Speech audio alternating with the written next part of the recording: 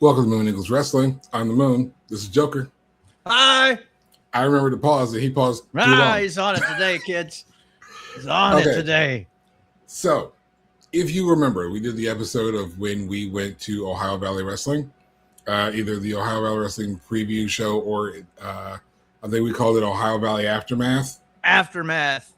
It was such a great fucking show, dude. It was a great show. Oh, it was so much fun. We told the story about how we went in and we found Jay DeNiro. And Jay DeNiro was standing there greeting people as they walked in. And we mentioned that, hey, we do a podcast, and Joker had him as his wrestler of the week. And then as we left, he pulled us aside. He's like, hey, if you guys ever want anybody on your podcast, just let me know. And we're like, hell yeah. So after a little bit of an exchange, as if you couldn't see, he's here. Ladies and gentlemen, boys and girls. I was going to do the exact same intro. We should plan this, but apparently we don't have to. Ladies and gentlemen, all the time. The true Ohio Valley Wrestling Heavyweight Champion. The true champion, Jay DeNiro. Welcome to the show, sir. Thank you. How you guys doing today?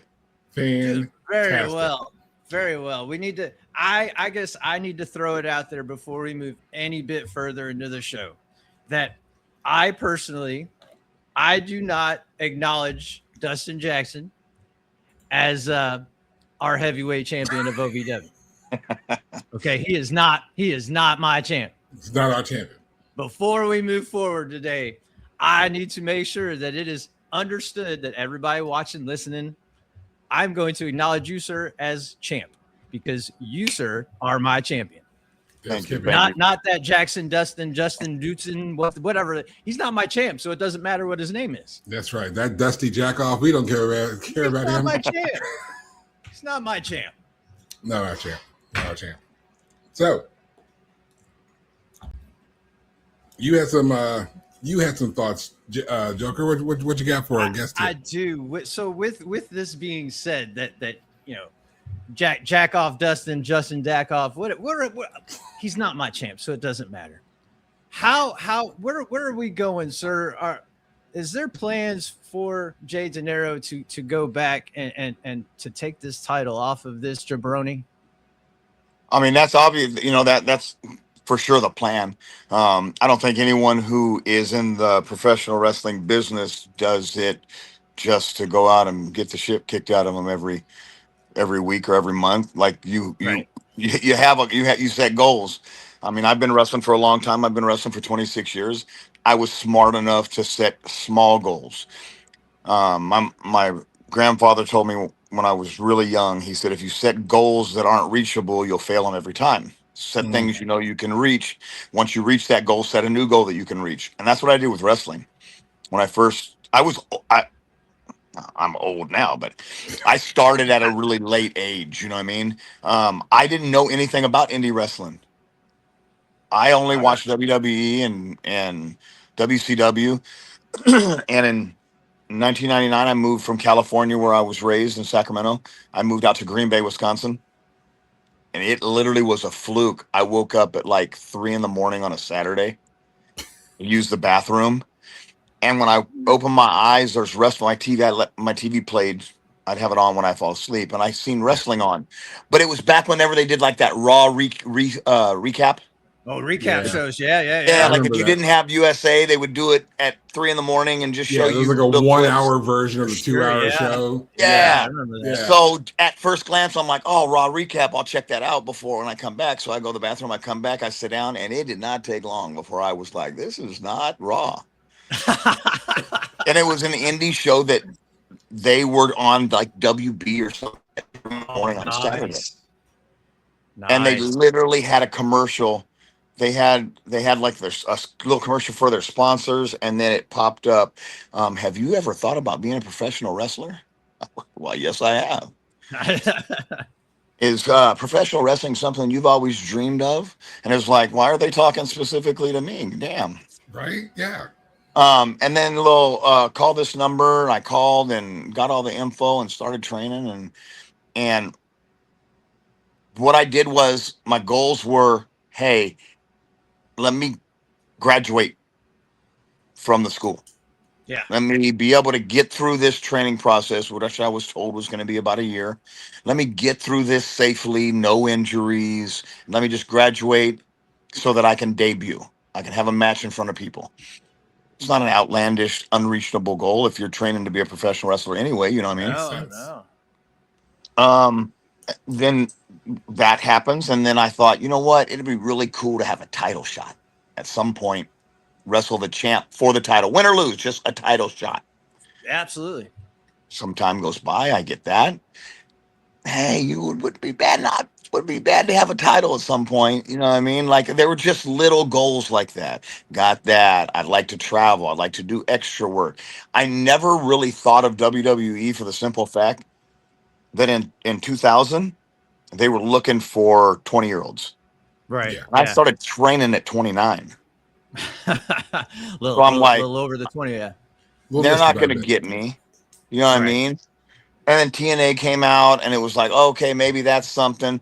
But I didn't travel a lot because, so if you watch OVW television or on YouTube or on TV here in Louisville, you'll hear all these guys that I'm up against try to make fun of the fact that I have a bunch of kids. And they're not joking. Like when Tony Evans says 35 kids, I 75 literally kids. rewatched that segment like an hour and a half ago. Right. I have 11 children. I have 10 girls, 1 boy. Outstanding. That's a big I'm family, sorry. dude. It's a big family, champ. When I first started training, it was super cool because my kid's mom was very supportive, but she was also scared because she's watching this on TV, and that Attitude Era was Yeah. it looked like they different were level. killing each other out there. You know what I mean? That was a different time. That was a different time. Yeah. Time for sure. Yeah. So she goes, look, I'm not going to tell you what dreams to pursue. You just need to make a deal with me. Right. If you ever get hurt wrestling and you have to miss a day of work, you have to quit. And me being cocky as hell, I'll take it, but me being cocky as hell, I'm no problem. Now I have worked injured multiple times. I broke my sternum and had to carry 75-pound bags of concrete all day. Oh no. I get it though. But I love wrestling so much. I was not about to miss out. But what I was going to say is I had my kids. I had 4 babies. You know what I mean? So I didn't travel. I wrestled for the promotion I trained at in Green Bay, and then I wrestled for one more promotion in Milwaukee. So I only wrestled twice a month. I trained with Silas Young. Oh, sweet. Okay. Silas Young was going. He was going everywhere. He was going to Minnesota. He was going to Michigan. He was going to Chicago. He was going, coming down to Kentucky or Indiana or whatever. You know what I mean? He was moving. Yeah. And that's where he got opportunities at ROH and doing the things that he's done. Well, I didn't have that same match count as him because I didn't want to drag my family around, and I also didn't want to leave them. Yeah. Yeah. You know what I mean? Yeah, kudos. So That's awesome. When me and her split, I moved to Vegas. I got together with a girl that I grew up with, and before we ever got super serious, I told her, I said, "Listen, before we get this going, you have to understand, I'm a professional wrestler, and I'm trying to wrestle as much as I can. That means I'm going to miss not all, but holidays, anniversaries, birthdays. You're going to get invited to weddings that you want to bring me to, and I'm not going to be able to go. It's going to be just a mirage of stuff. I'm not saying everything every time, but expect it." But she was a cocktail waitress at a nightclub in Vegas, so she was in that entertainment industry, and she's like, I get it. Cool. Don't come to my club and be mad that I'm flirting with guys for tips. Okay. Hey, you know what? That's some real shit right there, dude. That's real I love talk. that. Yeah. That's the realness right there. I appreciate that. I appreciate the fact that you two were that honest. It's different too, because people were like, so you're basically saying your girl could be a stripper. And I'm like, that's a different situation. That's guys seeing and touching her. She was a cocktail waitress. She was in a bathing suit serving drinks all day. Serving drinks. Yeah, if she's got to sit on a knee and be flirty to bring $2,000-3,000 home that night, keep the lights I'm on? mad if you don't. You better go flirt harder. Right. Why the hell didn't you? Right? It's But like you're gonna sit there and not flirt while this light bill still needs to get paid. while the rest of the people working there are making bank, you know what I mean? Right. But at the same time, she knew how much this meant to me. She knew how much I love this. And so I really got into wrestling more. I went from 2 a month to every weekend, all weekend. Nice. It's nice to have that opportunity. Yeah, so I started off in Green Bay. I was there for 9 years, 10 years. I moved out to Vegas. I wrestled out there. They have a big company called FSW, Future Stars of Wrestling. Chris Bay, Kenny King came out of there. D'Lo Brown trained there. Me, Mike Modest, we were trainers there. Disco Inferno, Godfather steps around every once in a while. Like some pretty big names came through there. It's a really big company. Pretty big indie company, not like an MLW or anything, but Right. but big for the West Coast. You know what I mean? Big, for that side of the country for sure. Yeah. Actually developed a pretty kick-ass character there. That's nothing like this one. The DeNiro that you see on at OVW. Yeah. I grew up in Sacramento, like I said before. My grandfather built my grandmother her first house, and she didn't want to move when the neighborhood went shitty around it. So I grew up in the projects. I was only white face in about a 10-mile radius. See, I told you he was a G. I told you he was more G than we knew. I'm that same guy. That's me too. We were talking about this earlier. We had a conversation. We were trying to go over some common notes because we didn't want to double up on questions. And I'm like, we do that a lot. We, as you saw, we were about to do the same intro at the same time. So, but like I'm sitting here looking at the names, like names you wrestled under: Jay Cash, Jason Cash, Jess Cash. I mean, you had a team called the Players Club. I'm like, hold on. This dude's for real a G.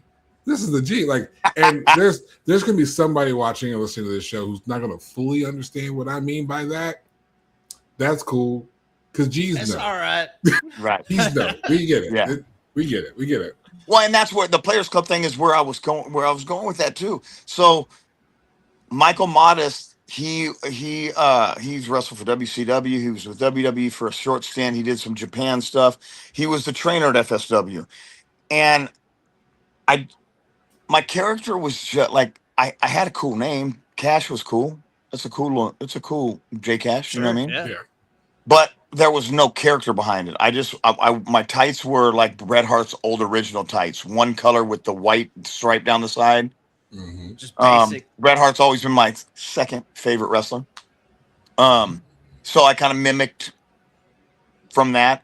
And I come to training one day, and Mike goes, "Hey, the boss, Joe DeFalco, wants to repackage you." I said, "All right, what's he want to do?" And he says, "Well, I don't really agree with his idea because you'll understand why I don't like it." He said he's seen you, like your personality, and he wants to do like a trailer park gimmick. So he wanted my name to be White Trash Cash. White Trash Cash. I'm not gonna lie. If I flip the channel and there's a match being previewed featuring White Trash Cash, I'm gonna stop. I'm gonna have to see what this is about. I'd be so. I'm not sure if I'd buy it, but I'd be here for it. I'm not gonna lie to you. I tell Mike, I said, "Look, I'm gonna be honest with you. There's a lot of similarities in trailer park and ghetto. But there's a lot of differences. There's a lot of differences, brother. Yeah. And I'm hood. I'm not trailer park." And he goes, "Don't trip. Here's what we're gonna do." And he wanted me to be a heel. He said, "Here's what we're gonna do. I want you to pick the most babyface music that fits your character. We're gonna make you the token white black guy. Oh, I love it. And I want you to take every stereotype and amp that up to 1,000, and we're gonna make people laugh so hard they freaking love you." That's a thin line. That's a thin line, right? Well, I love the envelope.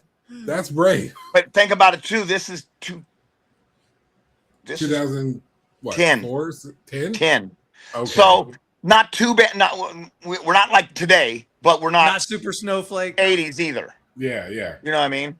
So where it could be like, and I'm not dumb the either. real I in know I'm not going to push the envelope too much. You know what I mean? Right. No. So I go, okay, how long do I have? And he goes, we're not going to put you on this month. We're going to put you on the show next month. I said, all right, I'm going to film some vignettes for you.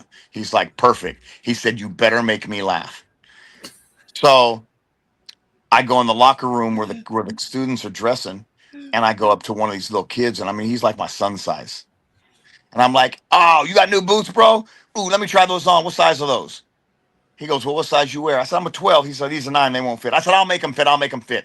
And I take his shoes and I try to put them on and I can't get them on. So I tie them in a knot and I throw them in the air and the camera goes up and they're around the telephone wire. Yeah. Thanks. That's Come approved. again. That's approved. Then I cut another promo. Okay. I cut another promo and I said, Jay Cashier, I just wanted to show you the breakfast of champions. If you're trying to bulk up and you want to gain a little size, get in the gym, and you want to know nutrition, I got the breakfast of champions right here. Come over here. We sit down at the table, and it's literally a case of ramen, a big tub of Tang, and a government block of cheese.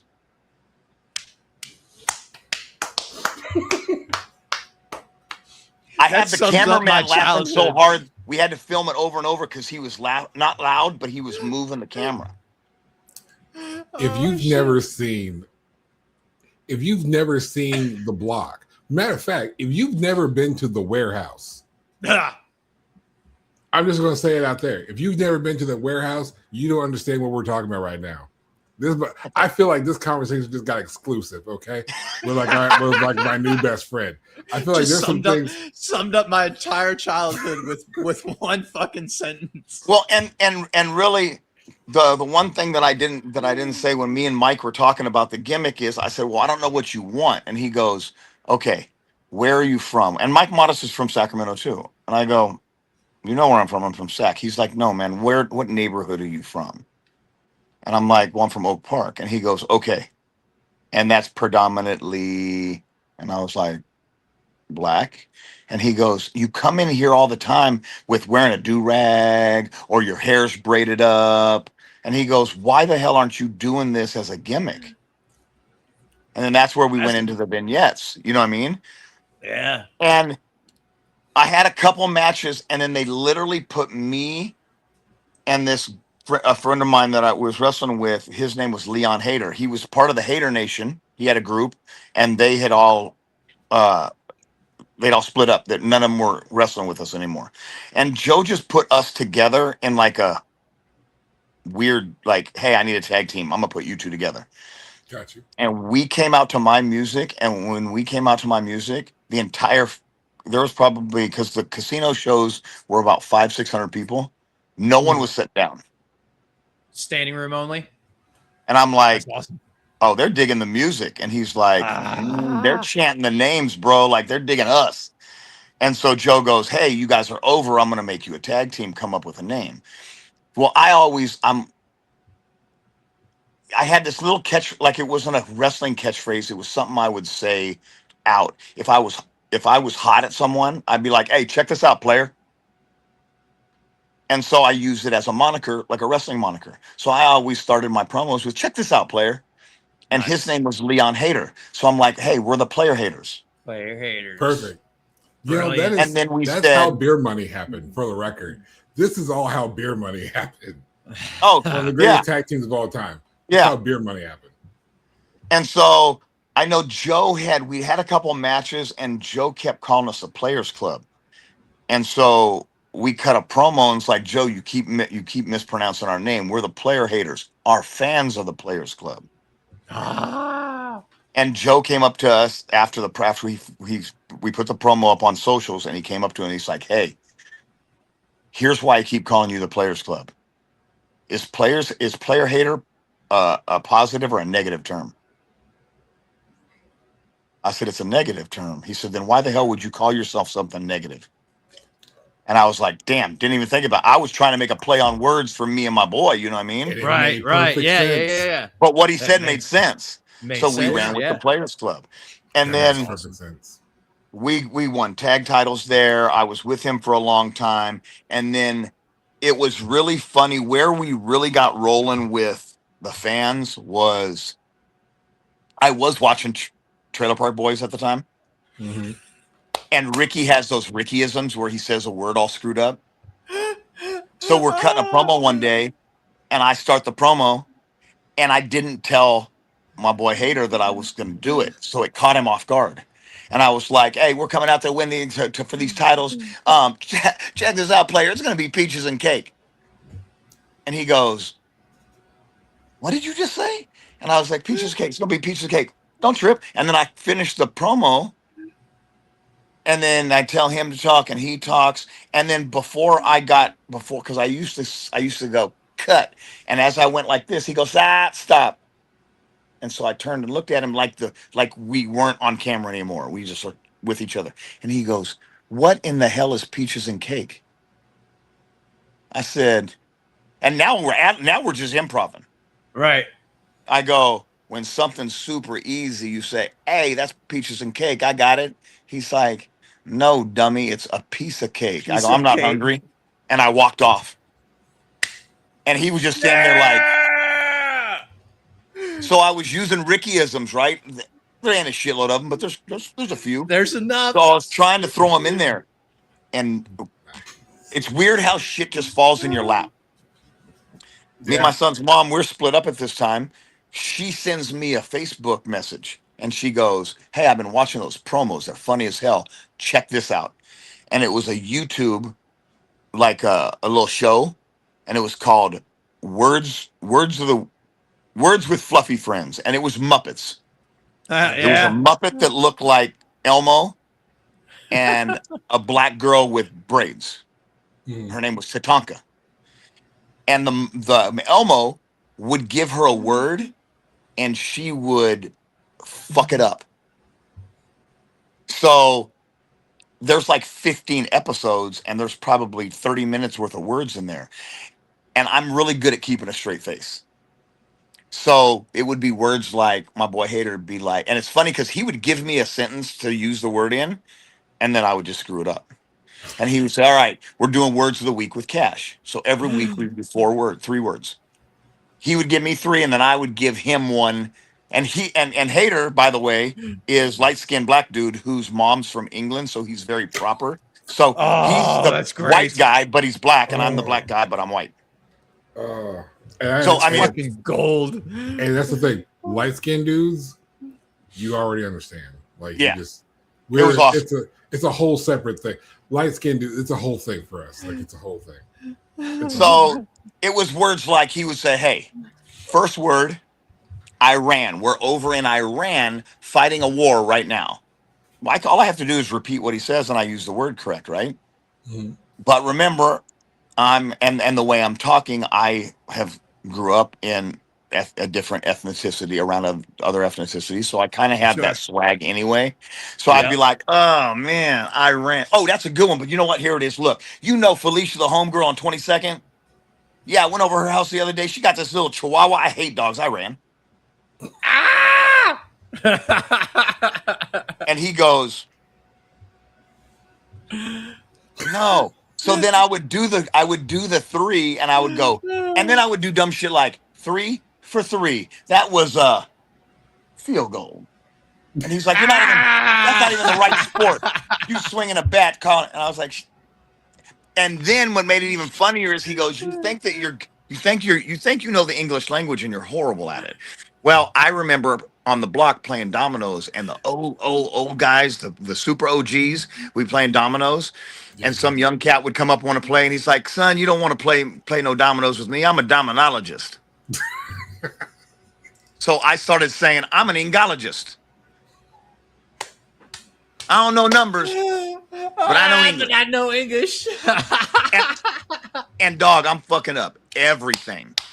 So good. But the reaction you're getting, we couldn't even get people to film us. They would laugh, and we'd have to do take after take after take.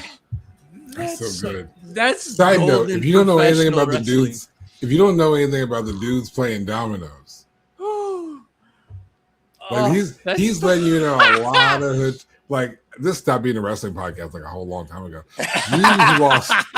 You know, anyone who knows anything about the hood, we know about the homies who play dominoes. Dominoes or spades?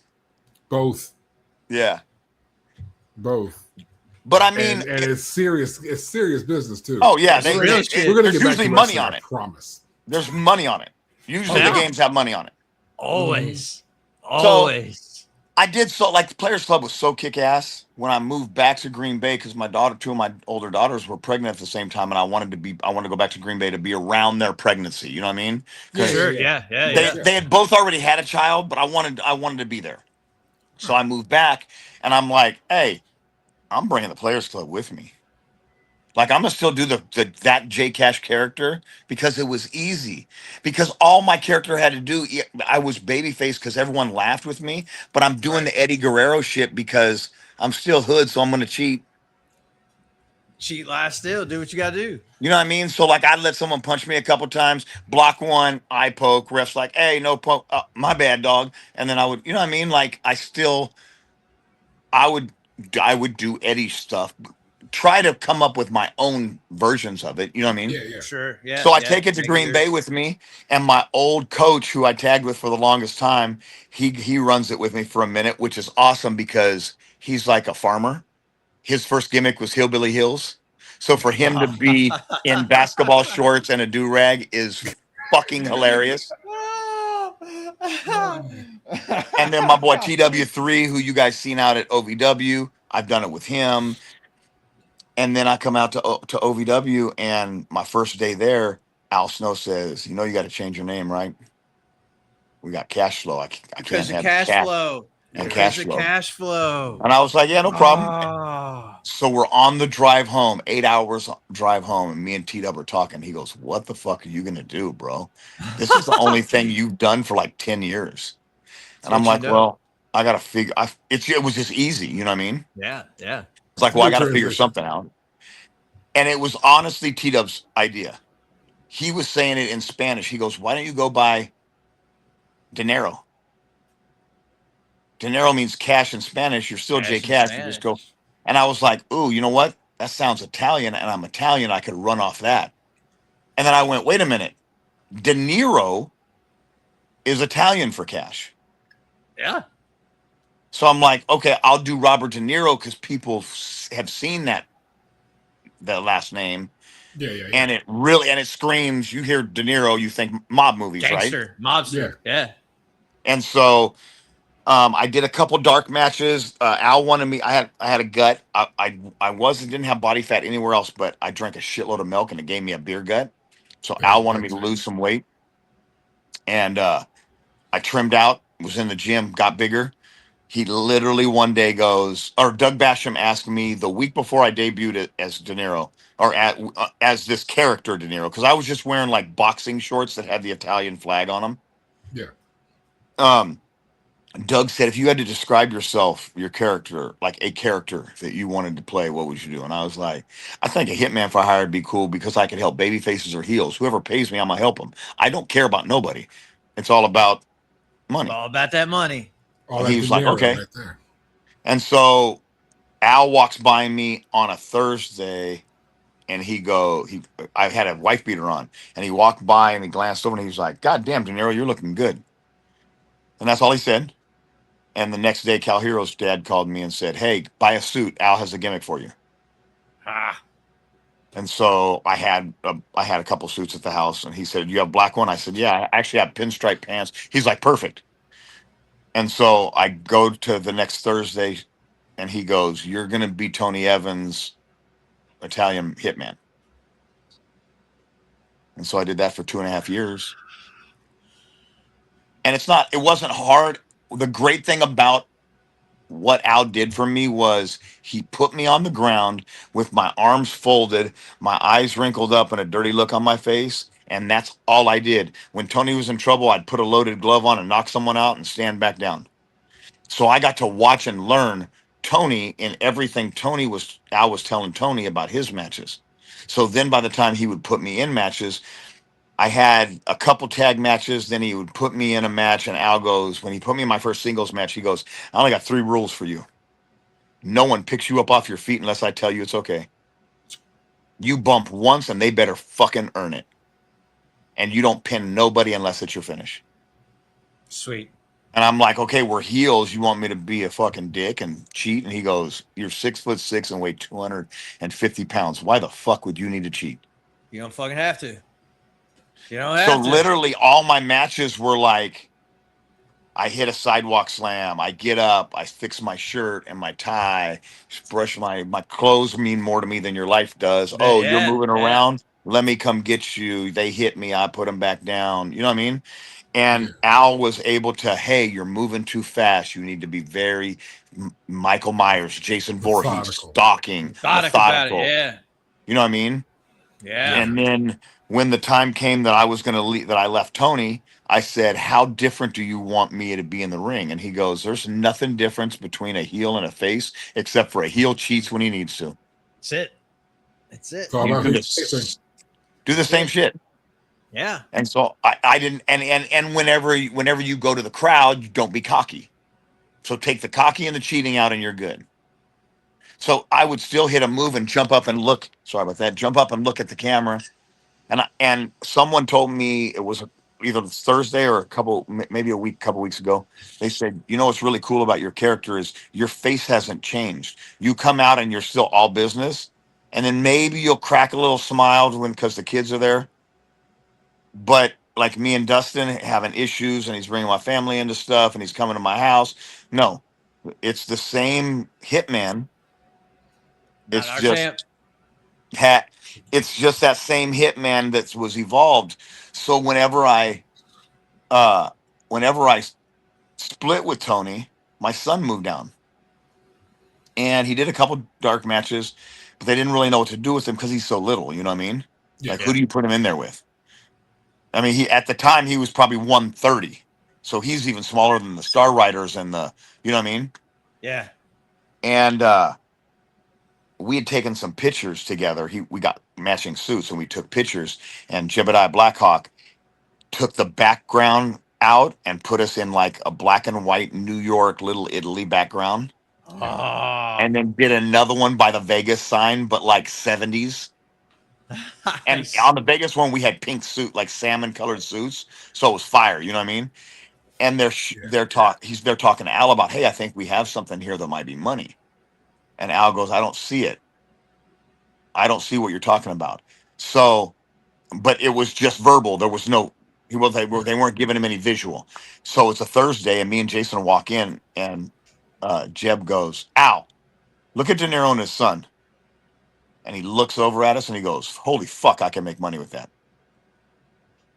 So you would think that would be the beginning of a great story, right?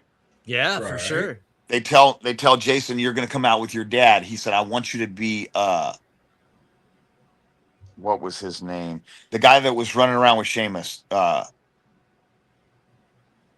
in the three, the little one. Oh, fucking. He now wears the lucha mask, right? They both do. Like Tyler Bate or Pete Dunne. What was his name when he was Pete Dunne? No, Pete Dunne. What was his name with Ruth? Butch. He was Butch. Yes. Yeah. He said, you're Butch. You're not scared of nobody. You've drank too much coffee. You've done too much cocaine. You're going out. You're just crazy energy. Your dad has a hard time holding you back. He's the only one you'll finally listen to. Scrappy. Yeah, Scrappy. And people were calling him Scrappy De Niro. Yeah. And so we come out the very first time, and I knew when Al and Dave told me the conversation they had that night, whenever we came back, I knew we're fucked. I came out. I was pretty big fan favorite at the time. I don't think I was top babyface. I think I've progressed to that top of the list now. But you're there, sir. I was getting a shit ton of pops. You know what I mean? I come out, crowd's big, everyone's on their feet just from my music. That little motherfucker came running out behind me and the place fucking exploded. Al looked over at Dave and said, we have to turn him heel immediately. Because you're going to lose your shine. Yeah. Not really for me. They just knew that if they turn him heel, the pop he's getting, he'll be that hated. And then when we Yeah. ramp him back up to the babyface again, he'll be loved even that much more. Yeah. So love him in. Well, Yeah. because I was away from Tony, I wanted my character to evolve. And I Yeah, said, sure. what's the evolution from a hitman would be the next step. I want my own I want to be the boss of my own family. Be a boss. Yeah. So I went to Al and I said, hey, to get Tony heat, he can cut my hair. Because I had a ponytail the middle of my back. Yeah. And I said, he can cut my hair. And Al's like, are you serious? And I'm like, yeah, I don't want it. He's not shaving my head because I look like a peanut with no hair. But I'll let him cut my ponytail because I want to evolve from the hitman to the boss. Right. And I was already starting to let the dye grow out of my hair because I used to dye it black. So we come up with the match for me getting my hair cut. I still have no idea what's going on. We get to the arena and we walk up to Al and he looks over at the kid and he goes, I hope you're ready because you're turning on your dad tonight. And he goes, what? He said, you're cutting his ponytail off. He said, here's all I want. You think of the most hateful shit you can say to your father after he loses, after you caused him to lose. And I don't want you to stop until you guys leave the arena. And he said, all right. So he walks off and Al looks at me and he goes, if you can't push tears, then something's wrong. And I'm like, no, I'm just going to take it as if he's 100% honest. Yeah. Like he's being honest with me. You know what I mean? Real talk. Yeah. So we put together the great match. I fuck Tony up a little bit. I go to tag Jason. Hold on a second. Let me get just a little bit more. Get on him. He cuts me off. Drew comes in. I fuck Drew up. Now it's Jason's turn. Wait a second. Tony's coming in. I go. They cut me down. Never get a chance to tag him. He's got the crowd going crazy, bro. They're behind him. They're loving little Tommy Boy, right? And he's got him going. And it's time, hit the double clothesline. It's time to make that tag. They're yelling, Pops, Pops, Pops, because he was always calling me Pops. Right. I jumped to make the tag, and that little fucker jumped off the apron and gave me the. And then just went, fuck you. And he didn't say a word. I turn around, I get speared, 1, 2, 3. And as soon as that 3 count hit, he jumped in and jerked his shirt off and had a superior shirt underneath. And I remember that episode. He went in, bro. If anybody watching this podcast wants to see emotional matches with a lot of storytelling, that match is insane. It was a great match. It was. It was the Halloween match, I think. It was the October show. Yep. And I just let every word he hit smack me right in the heart. And I'm bawling, I'm crying. Tony says, be a man, go get your hair cut. I go up there, they start shaving it. They go to cut the ponytail off, and that little dude snatches the shears away. And oh no! Where'd he go? We lost the champ. Oh no! It's all right. He just probably hit a button or went to sleep. He'll be right back. Miss, that's a good story too. I'm like on edge. And the best part is it's the behind the scenes stuff. There he is. Sorry. There he is. That's why I wanted to do not disturb on. My son called me. Okay, so if I go silent, I'm just gonna hang up on him. Anyway, back to the story. I'm crying. We were hanging on shears. He goes, "This is gonna make you look so much better." Cuts my ponytail off, and then for 3 months, he wore it around his neck. Oh no shit! I remember that. And then I got the nice, clean haircut, and there the boss was born. Not in a way I wanted him born, you know what I mean? But there he is. And we haven't finished our story. We keep coming back to it. It's kind of the Ray and Dominic story. Yeah, Ray and Dom. Yeah. When we had our matches, the very first match we had, I told Al, I said, well, we watched some Dom and Ray, and he goes, they fucked that match up. Don't watch none of that.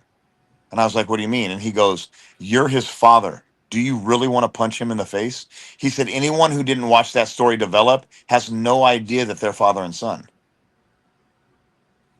If you don't know the names, then yeah. Yeah, if you don't know the names. But if you go in there and every time you go to hit him, you stop and you're just trying to be his father and he's in your face and on you until at the very end you toss him around a little bit. And then he said, then you're not going to fucking hit him with nothing big. He said, you give him one body slam, he starts crawling away, pull him back to the middle of the ring, take your belt off, and you're whooping his ass. Spank his ass. Fuck yeah. And then Tony and Drew came in, and they take me out, and they hold me, and Jason takes the belt, rips my shirt off, kills me with the belt. Like, the stories I've been in have been so emotionally pulling the emotional strings on people that Al's such a genius putting stories together. The stuff with the Superior family's been crazy good. The ideas that he came up with Dustin coming to my house and sitting in my living room talking to my kid's mom and my kids, and then the promos that I was able to pull because of the emotion that I can pull from that. Like, it's just been a ride. And I've been at OVW for almost 5 years now. I'm telling you, as a fan, it's so easy to get invested into the stories that you guys are telling right now, because it's there, and you can, as a diehard, you can tell that all the emotions are there. It's less of a work and more of a straight shoot. So yeah, it feels like it. As a fan, it's easy to get invested, and that was the thing I said too. The fact that he's actually my son, it was easy to be emotional. If I had another wrestler who he made my son, I don't know that I could have. I don't know that it would have came across the same way. No, maybe I could have done it. I might have been able to do it. Always had the faith that you could. There was no challenge with my kid. Exactly. Right. And as a writer who's also a wrestling fan and a parent, I can tell you that one of the things that means the most to me in all of things wrestling, because wrestling to me is the greatest form of theater. There has to be a great story, a story that you can watch a wrestling match live. And when I say live, people at home, if you've never been to a wrestling show, you don't hear commentary. If all you've seen is wrestling on TV, you get commentary and people who are telling you about the story as it's happening. You get none of that when you're sitting in the arena. So the story, the burden is on the wrestlers to tell that story just as compelling, if not more compelling, with action or with promos or with something live in the ring with their body, like watching someone on stage on Broadway. It really is comparable, and people don't respect wrestling enough to put that on the same level as Broadway, because you get one take when you have a live crowd. You get one take. You have to do all the action in the ring. The story has to be told. The emotion has to be shown. It's that in writing, we always say show, don't tell. Wrestling does that. I almost feel that wrestling's harder. I won't argue with you. The translation. Like when people say, oh, you do the fake wrestling, and I say, I used to let that word bother me. I don't. Yeah. Everyone knows that wrestling is fake. I said, here's how I describe it to make you understand it 100%. I'm a fucking stuntman. Yeah. I go out there and I perform stunts that you think to make you believe they're really happening. And anything, I could be injured from a minor to a life-ending injury. I'm no different than a stuntman. And if when the people who want to talk down on wrestling and stuff, I'm like, what's the last movie you went and seen? Everyone has the last movie they've seen. I don't care if it's streaming or at the theater. And they say, oh, I just watched Gone in 60 Seconds. Yeah, you know that shit's fake, right? Yeah.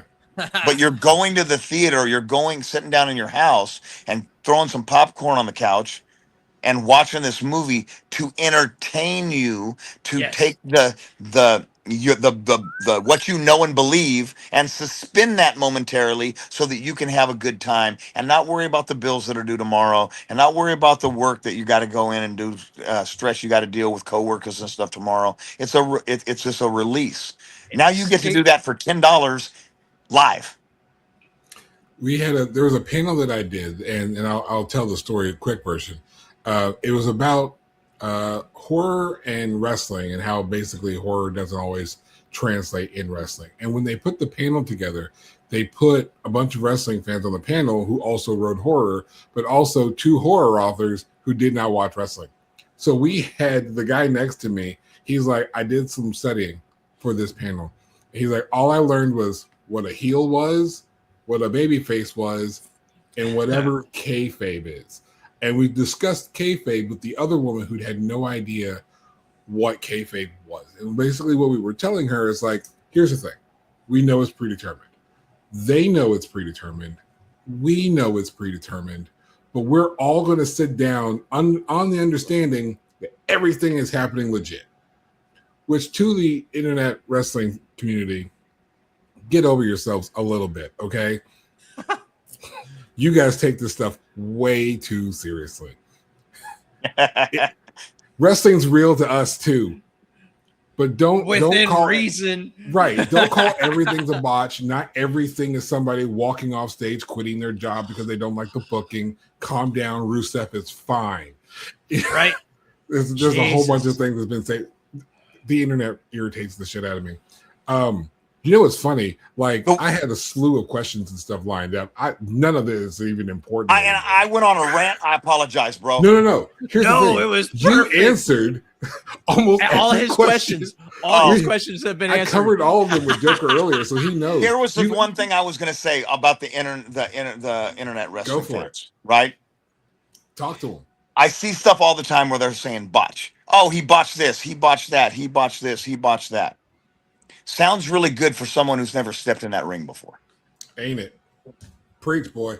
Preach. I hear people talk all the time about, I've had some of the stupidest questions to some of the best questions. Oh, the ring's like a trampoline, right?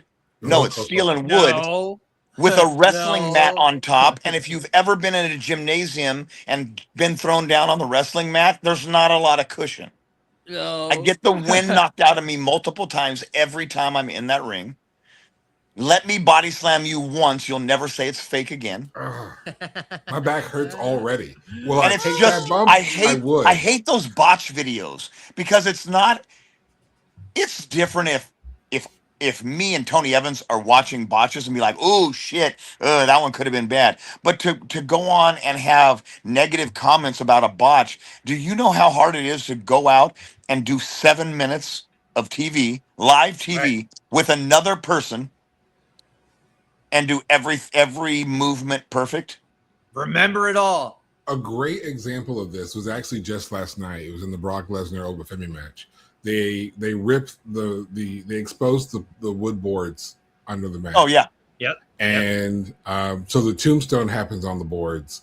And as obvious, the finish would have been the fall from grace by Oba and putting Brock on the boards. Turns out that the way Brock had pulled up the mat, the ring apron, it was all caught up by Oba's feet. So he gets him up there and realizes that he can't properly move over there without risking the possibility of dropping Brock, hurting the man, and genuinely hurting him. So Oba makes the call: do I risk hurting this grown man who's completely up on my shoulders? I have full control of Brock Lesnar. Brock Lesnar has zero control of Brock Lesnar. So do I risk harming this man in my rookie year, basically, on a major event, live in front of everyone, or do I just do the move right here where I'm at, do it safely, don't do the big finish with the boards and call it a day? Fucking be smart. Brock apparently had said something to the effect of, I don't want to take that bump twice, so we call it and we let it happen right there, which was the absolute right call. It was the smartest call. Absolutely. It was the safest call. And I'll be honest, as a wrestling fan, if you'd done it twice, we didn't know. Yeah, we didn't know. Like, oh, well, you fucked that one up, so you're gonna try to do it again. Just let anybody it who watched Thursday, anybody who knows wrestling that watched last Thursday, I fucked up. It's okay though. I pulled Dustin in the middle of the ring, but I wasn't looking at the middle of the ring. I was looking at the post in front of me, and thought, "Oh, this is good." Turned around, got out of the ring. Started climbing the turnbuckle, looked at where he was at, and went, "Oh fuck!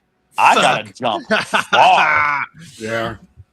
And if you look at even with the camera view, I didn't hit a clean leg drop. I had to lean and reach for it. Shit happens, man. Honestly, I love when those things don't match perfectly, especially when you have like a real heated rivalry, like when you do with what's going on right now. Yeah. when you and Dustbuster were have this rivalry going on, like I feel like when you're so enraged and so passionate for something, you're gonna just throw a wild punch or a wild leg drop. It's not going to hit clean. It shouldn't hit clean. No. If I got a genuine fight with Joker and I'm super, super mad or he's super mad at me, when we throw our punches, one of them's going to go off. And you ain't going to look like professional boxers in a street fight. Right. And you I don't did say hey, last Joker, Thursday, come back real quick. Let me try that punch again. Like, you don't do that. And I did say last Thursday to the people who do watch OVW, it was the Thursday before. Last Thursday was the tag match. It was. It was your... It was and you Surge, and Solitaire with Surge. And my clock on that. Great match, by the way. Did you see that Vader? That Vader splash on the ropes? Yes, sir. Everyone in the back thought he knocked me out. I'm like, no, I know how to sell. That was a sell because it looked like your soul left your body. I literally had to. I made myself move faster than I was gonna. When there was nowhere to bump. So when I went down, I realized that the bottom rope was just above the middle of my back, and I was leaning. My head was hanging, and immediately in my head, I was like, "I have to move. People are going to think I'm out." So then I rolled to my side and let the camera see my face, and even the streamer who does our live stream was like, "Is anyone going to check on DeNiro? I do not think he's conscious. I think he's walking out. He's out, and he's on autopilot." But it was rough, but it was fine. It's a sign of a good job. Yeah. You know what? This is a great place to just pause and go ahead and get into the wrestler and match of the week. Because here's the thing: I had this structured. I did so hard. I fucked it all up, bro. No, in the best way possible. Because it's perfect. Because our show goes off the fucking road every time. So this is awesome. Every time. It literally every time I do a podcast, I try to think in my head. I'm ADD, so I never in control of myself anyway. But I always don't try to give your whole life history, because we'll be an hour in and we ain't got me out of Vegas yet. I mean, that's the whole thing. I was going to ask about your whole life history, because this is the thing that Joker and I realized as we were trying to prepare for the show, is that there isn't a whole lot to research. Like researching you was the hardest thing I've done in a good fucking minute. Did you guys do cage match? I did. He did. Which reminds me, before we go into the break in the rest of the week, I have to ask this question. Are you still the Midwest All-Pro Wrestling Heavyweight Champion? Yes? Is that a yes? That's a yes. I am. Son of a bitch. I told you. I fucking told you, because I did look at cage match because I wanted to know, where has he wrestled? These are questions I was going to ask. Where has he wrestled? When did he train? Where all has he been? And when I came across, because of course I have a Nick Dinsmore story, but I saw that one of the last title changes that we had, not counting Dust Buddy, is the Midwest All Pro Wrestling Heavyweight Championship. That's where you won the title. Yeah. So he's still our champ because he's the champ in Midwest All Pro Wrestling. You didn't know that. Tell no lies. But you know that now because you learned it here. You learned it here. Yeah. Educating motherfuckers every week. That's what we do here. That's what we do here. Yeah, you didn't think I was going to pull that one out, did you? I didn't realize how many titles I'd had, but I haven't had very many singles titles. The reason I've wrestled for 26 years at 55 years old is because 80% of my career has been tag wrestling, so I was only doing half the work. Smart man. And all my tag partners and me have always agreed, if we're baby faces, you take the heat today, I'll take the heat next month. You take the comeback this week, I'll take the comeback next time. And so we just went back and forth. So I've had a shitload of tag titles. Yeah. Do you know how many? I didn't count, but do you know how many? I didn't count either, but I know the list. 1, 2, 3, 4, 5, 6, 7, 8, 9. I think 10. That's gold. I mean, I guess 26 years. That's not a shit ton, but hey, that's good enough for me. There are some great tag teams. It's more than one. Like across the country too. Yeah, I've had Wisconsin or Green Bay, Milwaukee, another Milwaukee, 2 Vegases, 1 Arizona, back to Green Bay again, ACW for Hornswoggle. Mm-hmm. At one point before I moved up here, I had 4 tag titles and 1 single title at one time. My bag was heavy. Belt collected. See, I didn't know that about Jay DeNiro. Y'all didn't know that. Tag team. I love tag team wrestling. And when I told you guys Bret Hart was my second favorite, my all-time favorite wrestler, no one, when I say it, people go, what? Road Dogg. Road Dogg. Look, I'm not going to lie to you. I totally buy that. And I'll tell you why. Because my first wrestling match, the match that got me into wrestling, technically it wasn't this match, but it was Chainsaw Charlie and Cactus Jack starting off an episode of Raw. These two, I'm like, my friend was making me watch this episode of this wrestling stuff that I thought was stupid, whatever. So she's making me watch this because she was cute. So I watched it anyway. And so I'm watching this, and it was like, this is exactly what someone who's not a fan of wrestling pictures wrestling to be. 2 old guys hitting themselves with chairs and barbed wire bats and whatever. And it was really, really like dumb to me. Then these 2 young dudes show up and start whooping their ass. And then they take the old dudes and throw them in a dumpster and shove the dumpster off the stage. I was like, okay. The young dudes was Badass Billy Gunn and the Road Dogg Jesse James. The Outlaws are still one of my favorite tag teams of all time. And the thing about Road Dogg that's super cool to me is if you've seen him, even in his prime, if you've seen him in a bar, he just looks like a tall, normal, ordinary dude.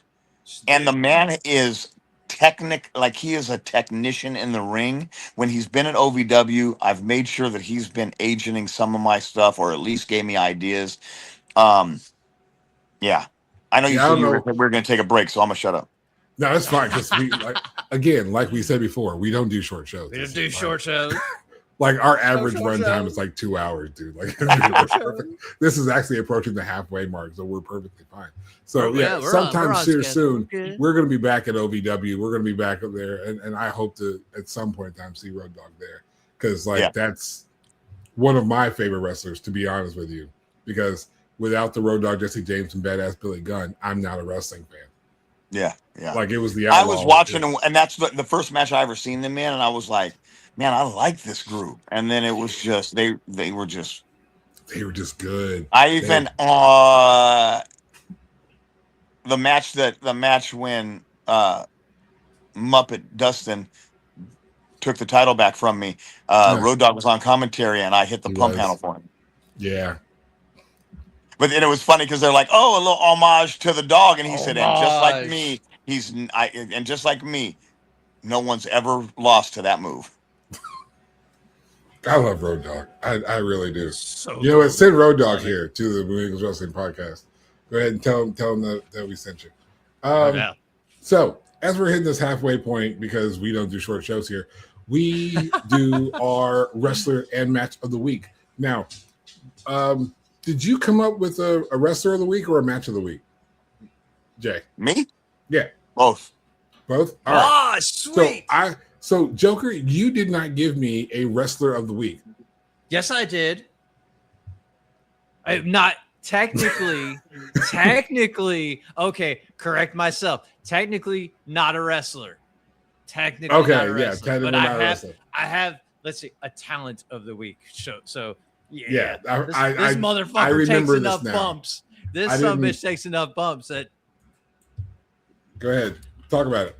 My wrestler of the week, not wrestler, is the one and only Charles Robinson, official referee for the WWE.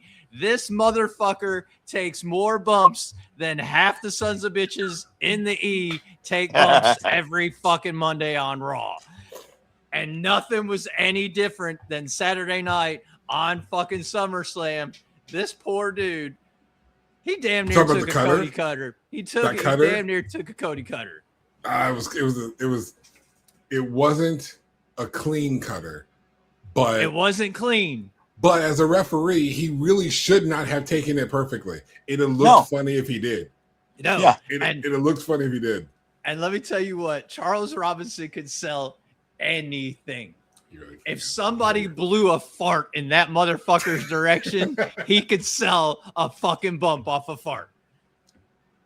I'm just saying. He's awesome. I love him. He's a bad dude.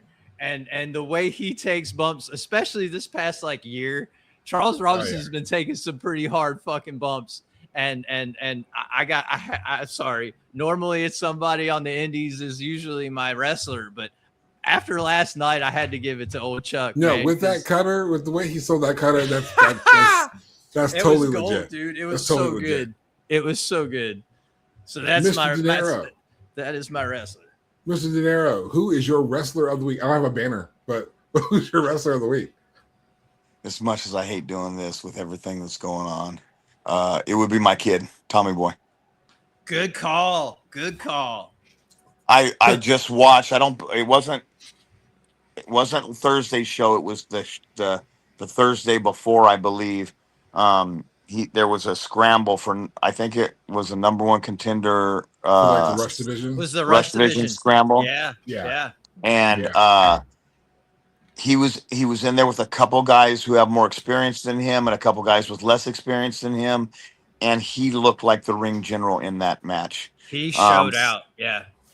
We don't even, like, if someone asks how long he's been wrestling, I'll say 8 years. But then I say, but we don't count 7 of them because we are only looking at since he came here. That kid is 1,000 times different wrestler than he was before he came here. He was knowledgeable, he was coachable, but he kind of had a chip on his shoulder. Yeah. And he got in there with Doug Basham, and Doug ripped that chip off his shoulder, and he just shut the fuck up and listened. And if I could put 40 pounds on him, 30 pounds on him, he'd get signed because he listens. Does such crazy looking, but not so crazy stuff. Yeah. If you look at the clips on his Instagram, look at his Soul Snatcher. Yeah. Oh. It is. He hit I that somehow Soul missed Snatcher this. on Maximo, and he was smart enough to glance over his shoulder because he felt like Max wasn't in the right position. So instead of just flipping and missing, he turned and then flipped, and it's been viral. Yep. That kid, he will make a living at wrestling. He's just got it. He has my metabolism when I was his age. That's good. I didn't break 200 pounds till I was 30. Yeah. I kind of get that because I had this thing where I was stuck between 144 and 148, and I could not, with no matter how. I mean, I'm eating like 2 or 3 large pizzas a week because I just loved, or could not break the 148. Problem was, as soon as I did hit like 150, I didn't fucking stop. So you did it at a lot lighter weight. Here was the issue with me. I'm Italian. I was always short growing up. My freshman year, I was 5 foot tall. My grandfather, playing baseball, because I was so much smaller than everybody, he made me a catcher. Catchers are usually a little bit smaller. Yeah. Freshman year, I remember it like it was yesterday. I don't remember a lot about my growing up, but I remember this. Freshman year, I took my physical, 5 foot, 145 pounds. Sophomore year, I took my physical, 6'5" and a half, 145 pounds. God damn, Nearly that's 7 foot. Spring up. Nearly 7 foot. A foot and a half in a year with no weight. And then I could sit down and eat a large pizza or 2 large pizzas, and I couldn't gain any weight. And then even when I was training, I was 175, 180 pounds. And then I think I finished training at 30. I think I was about, well, I know what did it for me. And we don't have secrets on this show. I did some supplements for the first time at about 35, and I broke from 180 to 210. And then I couldn't, and then it was couldn't get rid of it. The biggest I've ever been, and I mean big and look built. I was 285. I played tight end for the semi-pro Vegas football team. Dig it. So yeah, if you catch Jay DeNiro's Instagram, you see him in the gym. He's showing off. He's doing the work now. Doing he's the showing work. that off. Now mine Who's is yours there, buddy? anyone who's watched this show knew that I was waiting for one particular match at SummerSlam Night 1. And it had to go one way and one way only. There was only one way that this match was allowed to go. And I said that if we start off this match and the wrong result takes place, I'm cutting off the whole show. I was going to cut the whole show off. Before you even say anything, I was so glad it was the last fucking match of the night, because otherwise I was waiting for you to just be like, dude, I didn't watch the whole fucking show. You were waiting for it. And even I was like, oh, they're going to make this match last. Oh, they heard me. They're about to be on some bullshit. They heard me. They knew that I was going to cut this bitch off if they did the wrong thing. Oh, my God. But they didn't. They told the story the right way, and the right man won. It was Obafemi. He won for the culture. He won for the culture. That's all I got to say about that. If you've watched this show, if you know how we feel about Lashley and Rock and Kofi and E, you already know how we feel about a Brock Lesnar match. Oba won for the culture. That's all I got to say about that. Now, and how about Brock coming back afterwards? He did give his he officially is like, look, I'm the past. This is the future. This is your guy. I gotta say, I didn't expect it. No, apparently Oba didn't either. And I'm here for that. I'm here for that, because whatever we may think or say, or whatever may be allegedly in courts or whatever, here's what the truth is. The bottom line is, the bottom objective truth is, Brock Lesnar holds a certain space that he has held for the last 23 years in this sport, in combat sports, because he's held it in football, he's held it in the UFC, and he's held it in WWE. There is a position he holds. Oh, he's a bad dude. Or not. There's a role that he has. And when you get that endorsement from that holder, the person in that position, when they say, okay, look past me, look here. Yeah. All eyes are going to turn. It's not that Oba needed that endorsement, but to have it still means a lot. It finished it out. Yeah. I hope it finished it out. And that would be like The Rock endorsing someone's promos. Yeah, exactly. It's like when there's someone who holds a role, a position of respect, this is what you have, this is what you do to pass the torch. It's the reason why, whether I agreed to this particular practice or not, it's the reason why people retire on their backs. You give the win to the next guy. Over. Yeah. Here's my only, and it's not, I love Oba. Here's my only issue, and WWE does it every time. I hate that when they have someone like an Oba, like a Braun Strowman, like a Brock Lesnar, that they make them this unbeatable monster, because at some point they have to lose and then everyone beats them. Well, why are they unbeatable then, but they're not now? Like, look, Braun, you couldn't touch Braun. True. At the end of his WWE run before he left, everyone was beating him. Everybody. So when did he become not a monster? When did he become not as strong? When he looks twice as good as he did when he started? When this goes back. Go ahead, Joker. Go ahead. When somebody in the back and creative got fucking lazy is what it is. Yeah. But this all goes back to what you were saying earlier. When you were talking about, hey, I'm a babyface now. What do I do? What do I change? It's like, what do you mean, what do you change? You're the same guy. You're the same dude. Nothing changes. Yeah. Same dude. I just think when you build a monster, you're pigeonholing him into you're pigeonholing him into destroying everybody. And then at what point is he destroyable? And then why is he easily destroyed? Like, it just doesn't. Right. Why don't you make him mildly a monster? Like, he's still a monster, but I love that they let Brock beat him the second time, because it showed that he could get beat. Right. You know what I mean? I like that he got beat. I didn't like it was Brock. Right. He has lost in NXT to, like, his face-to-face, his little three-way rivalry with Trick Williams and Javon Evans. I loved that three-way interaction, because they have different body types. Yeah. And when you see Trick Williams and Obafemi stand toe-to-toe, eye-to-eye, they're the same height. So Ola Well- doesn't look super big in front of Trick. And here's the thing. Here's the thing too. When they build these monsters like this, they put all these really small guys in there that he could just eat up, or two guys, and they just Yeah. make him look like a fucking however you want to describe it. Right, Then he right. wins King of the Ring pretty fucking easily. Yeah. Now you're telling me that you have to send him, if you were going to do it, you have to send him in against Roman, and he's got to squash Roman. Well, that don't make no fucking sense. It kills what Roman means. But there's And a lot of ways people around hate this. Roman. I love Roman. Oh, What'd this you is got? the shit I've been saying for weeks.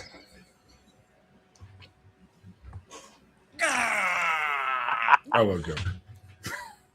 So, actually, before we get into our match of the week, I have a video. We have not quite an ad from our sponsor, but the next best thing, because Joker ain't paid me nothing, buddy. All right, video clip. Here we go.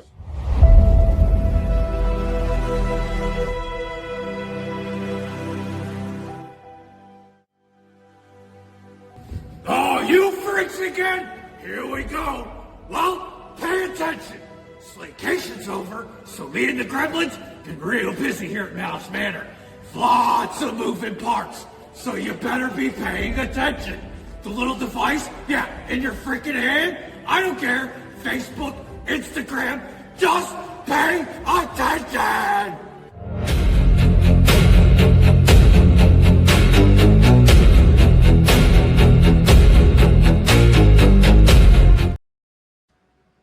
Man, that guy is angry. He is. That guy's feisty. Ugh. And Dustin Jackson's father. Yes! And got none of the looks.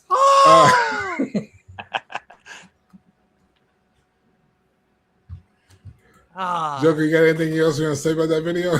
Pay attention, apparently.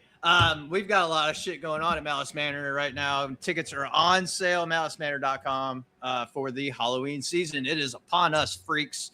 We got less than 6 weeks until the doors open for the Halloween season, and holy shit, it is here. And I'm scared because it's here, because we're this close to being done, but there's a lot of crazy shit getting ready to happen. Pay attention to Facebook, Instagram, fucking TikTok, all the fucking social medias, because there's a lot of moving parts. Like he said, there's a lot of cool stuff getting ready to be announced for the upcoming season. And all of our diehards, we got a lot of diehards now, so they're going to be pay attention. So there's going to be several of those little announcement snippets from good old Lord Rancor. So just for everybody to be paying attention, man, because a lot of cool shit. And it's crazy that fucking Halloween's here already. Like, Almost, yeah. Right? fuck It's me. fucking August. It's August. It's wild. This shit's August. September's right around the corner. I was working a calendar out, and I'm just like, I'm already marking stuff for September on the bottom of this thing. Dude, Like, this is, I mean, but this is going to be our biggest season yet, and we are involved with Danger Run again this year, so that's going to be cool. And yeah, so a lot of other big announcements coming up with Malice Manor in the next couple to 5 weeks. right. So not only do you keep an eye on the social media for Malice Manor, but we'll tell you some stuff here. So keep watching the Moon Eagles Wrestling Podcast. We're gonna throw some stuff at you that way too. We might Ne- keep you informed. Kind of obligated. Probably, yeah. I'm pretty locked in. I do a lot of promo work for Malice Manor. Still waiting for that check to clear. I don't know why. Why does that happen? I can't imagine. I can't imagine. So, match of the week. Do you want to tell yours, Joker, or do you want to give it to the guest? Who wants to go first? Let's give it to the champ first, because mine's a little off base, just like my wrestler. Mine's just complicated. So, what you got? I'm going to go with the same match with my wrestler of the week. I'm going to go with that scramble for the Rush Division, the number one contender. It had everything you want in it. You had some guys in there that you've seen before, some guys you haven't seen before. Yeah. So you have really new guys. You have some guys that have been around for a little bit, some guys that have been around for a while. It was a very solid match. No one could go out. You couldn't take it and find any of the internet bloopers that all these guys want to fucking talk about. Botches, I guess you would say. It was just a clean match, and I give it to all the guys that were in that match. It's just Jason, and not because he's my kid either. He just stood out as, I know his experience, and especially his OVW experience, and it really looked like he was a ringleader in that match, along with Maximo, Yeah. and that's something to say for only being at OVW for a year. And if I may just go ahead and throw this out here, Tommy Boy has been he's been really impressing me, because it's not just about can you execute a suplex or can you take a bump. There's more to wrestling than that. Yeah. The stories that he is telling in his part in the Superior family with their story, what he's been doing in the last few weeks has been some of the best work on the show. And I'm not saying that because it's your son. I'm not saying because you're here. Legit, he's been standing out. The way he's been able to put like small nudges against Drew, little things like this against Tony, and his partnership with Larkin is fantastic. Oh, it's fucking Right. gold. But I also love Larkin. So, Yeah. so And he wasn't a fan of that in the beginning.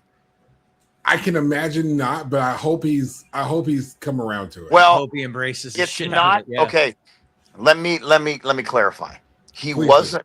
It wasn't that. Oh, I don't know how I'm supposed to act with her.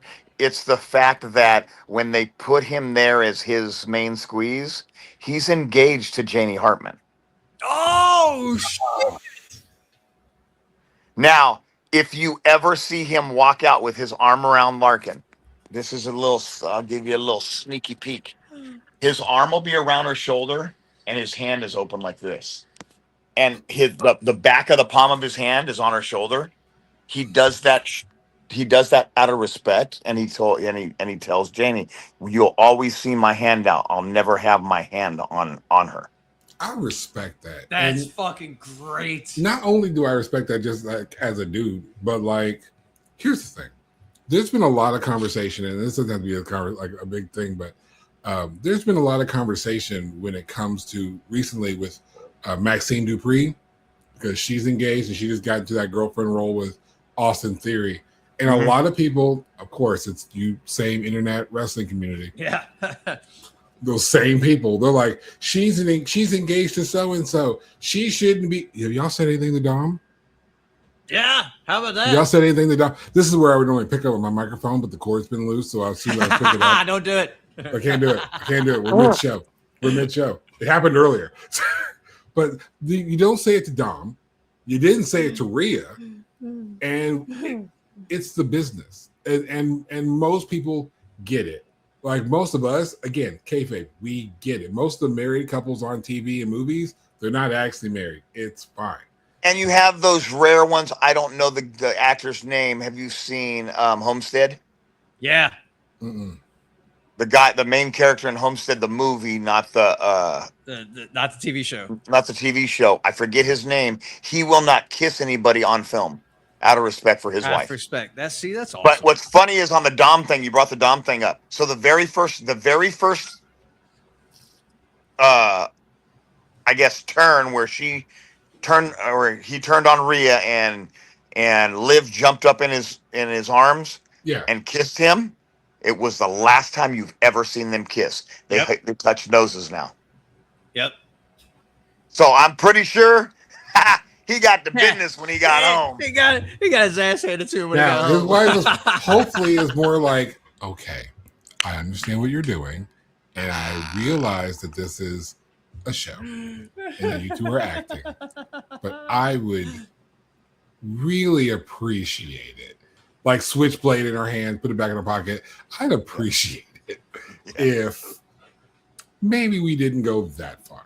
And I can understand. Some people just don't understand. They don't. Right. They But I it's get cool. what you're saying. It's that double standard that gets me too. When you'll bitch about a handful of people, but you won't bitch about these other people. Well, are you bitching because you don't like them anyway, and you do like them? Right. Or God forbid, is it like because Dom's a guy and Maxine's a woman and we're going to judge women differently? Let's not do that either. Yeah. But no, like I totally respect what the difference between like Tommy Boy and Jason. I understand the difference there. And so like shout out to him. He's definitely got the respect. That is dope. And he noticed I think it was me and him. I think he was before he got his own place. He was living here with me. We were looking if they was on socials or something, and it was a thing with Keanu Reeves, and it says it was showing him take pictures with people, and his hand is behind him, but he don't ever touch you. Never. Yeah, it's always a way. That's what you've never seen in the media. Any issues with Keanu Reeves? So Jason does the same. Jason does the same thing with fans. I will put my arm around you if you want a hug from me. Jason has his arm off you. He protecting himself and he's being smart. It's fucking smart. Ain't no hidden here. No, like I'm also very and most dudes are aware. We're alert. We're very particularly cautious. I remember when we came to OVW, I took a picture with Larkin. I was very she put her arm around me. I put my arm around her to take the picture. Very careful about my arm placement.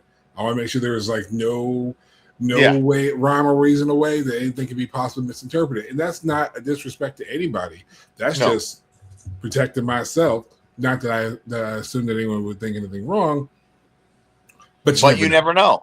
And you never know how someone might feel about something that's right. So it's just like keep things clean, keep it pushing, and just be respectful, whatever that conversation is. And if you've never had that conversation with your partner, maybe you should. You probably should. Maybe you should. One little random conversation because you listen to the Moon Eagles Wrestling podcast right here on YouTube might save you the cost of a divorce lawyer. That's all I'm saying. We're all about couples therapy here. We're now saving marriages. So you do. You know why? Because one wrestler at a time. Because married couples have two income families and they can afford wrestling tickets. But you don't even need that kind of money when you go to an OVW show. Nope. Because that's just inexpensive. We talked about that in our episode. But match of the week, you had shared yours. Do you want to go with? I'm gonna save yours for last. Yours is weird. So weird. Okay, so here's mine. This is for the King of OVW tournament that you guys are doing in Cincinnati, Ohio.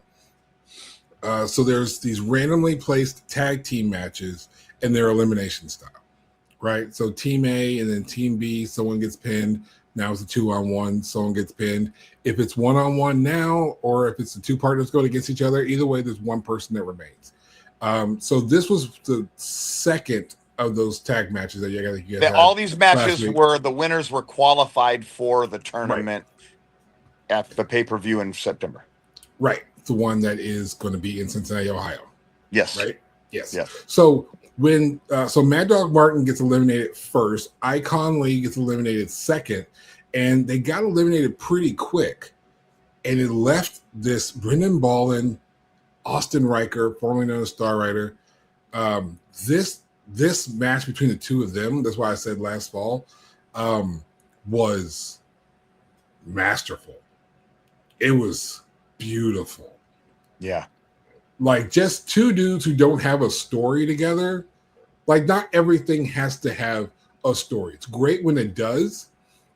For example, your tag match, which closed out the show, you had two tag partners on opposite teams with two rivals, if I'm not mistaken, right? Yeah. So there's built-in story there. It's like, do the tag partners want to wrestle each other? One guy is working really hard to get his hands on the other guy. There's a title conversation involved. There's a lot of story that was in your match in particular. This one did not have that. The closest thing you had was the history between Icon Lee and Austin Riker when he was Star Rider with the Doom Syndicate. But when you get down to that Brendan Ballin and Austin Riker match, like that one-on-one exchange, and those two are just going. Boy, that was... it was fire. Of all the matches, and this is one of the reasons why we talk about OVW so much. So much. Like literally, if you go back and every episode we're talking about OVW. And it's the one show I guarantee I'm watching every single week. Every week. every week on Thursday on YouTube at 7 p.m. Eastern. And Tuesdays. There is Overdrive on Tuesday. There's Overdrive on Tuesday. But Rise is on Thursday. I watch Rise every week. And one of the reasons why is those types of exchanges. There's no story between Brendan Ballin and Austin Riker. But those two put on literally that caliber of match could be main event anywhere. For a title. For yeah. Anything. I would pay money for that as a main event anywhere, no matter what you put online. Yeah. Yeah, it was a banger. It was an absolute fantastic match, and it instantly became my match of the week when that happened. Awesome. So, Joker. My friend, my homie, my co-host. Dude, I'm like fucking halfway embarrassed. Hold on. I want to just put this up here real quick and let it marinate with the crowd that's watching. Because this is how you wrote it to me. Because that's how it's fucking titled. And I'm going to need to sit with it for, hold on. I need to sit with this for a moment. Let it resonate, fuckers. Just take a sip. Take a sip. Lost my coaster and everything. All right, so I can't fucking lie. It's everybody knows it's build season. So my schedule is like so stupid. I don't have much time to watch wrestling as I would like to this time of year, but I make the time. And of course, we have been selling the fuck out of some mystery wrestling lately because I really don't want people. People got to stop sleeping on everything else. The big two are great, but there's a lot of fucking wrestling out there. There's a lot of good wrestling. Beautiful professional wrestling, and mystery wrestling fucking delivers every goddamn show. And I fucking came across one of the greatest fucking dumb. It's so stupid. It is what it says. It is the Power Cream Pie slap match. And they line each other up, and instead of it being a power slap, it is a power slap with a cream pie. And they got to sell this, and it's fucking beautiful. I don't want to ruin it for anybody that hasn't seen it. Slap. Yeah. Slap, not slam. Bitch, we're live. It's fine. We're live-ish. We're live-ish today. Live-ish. Live-ish.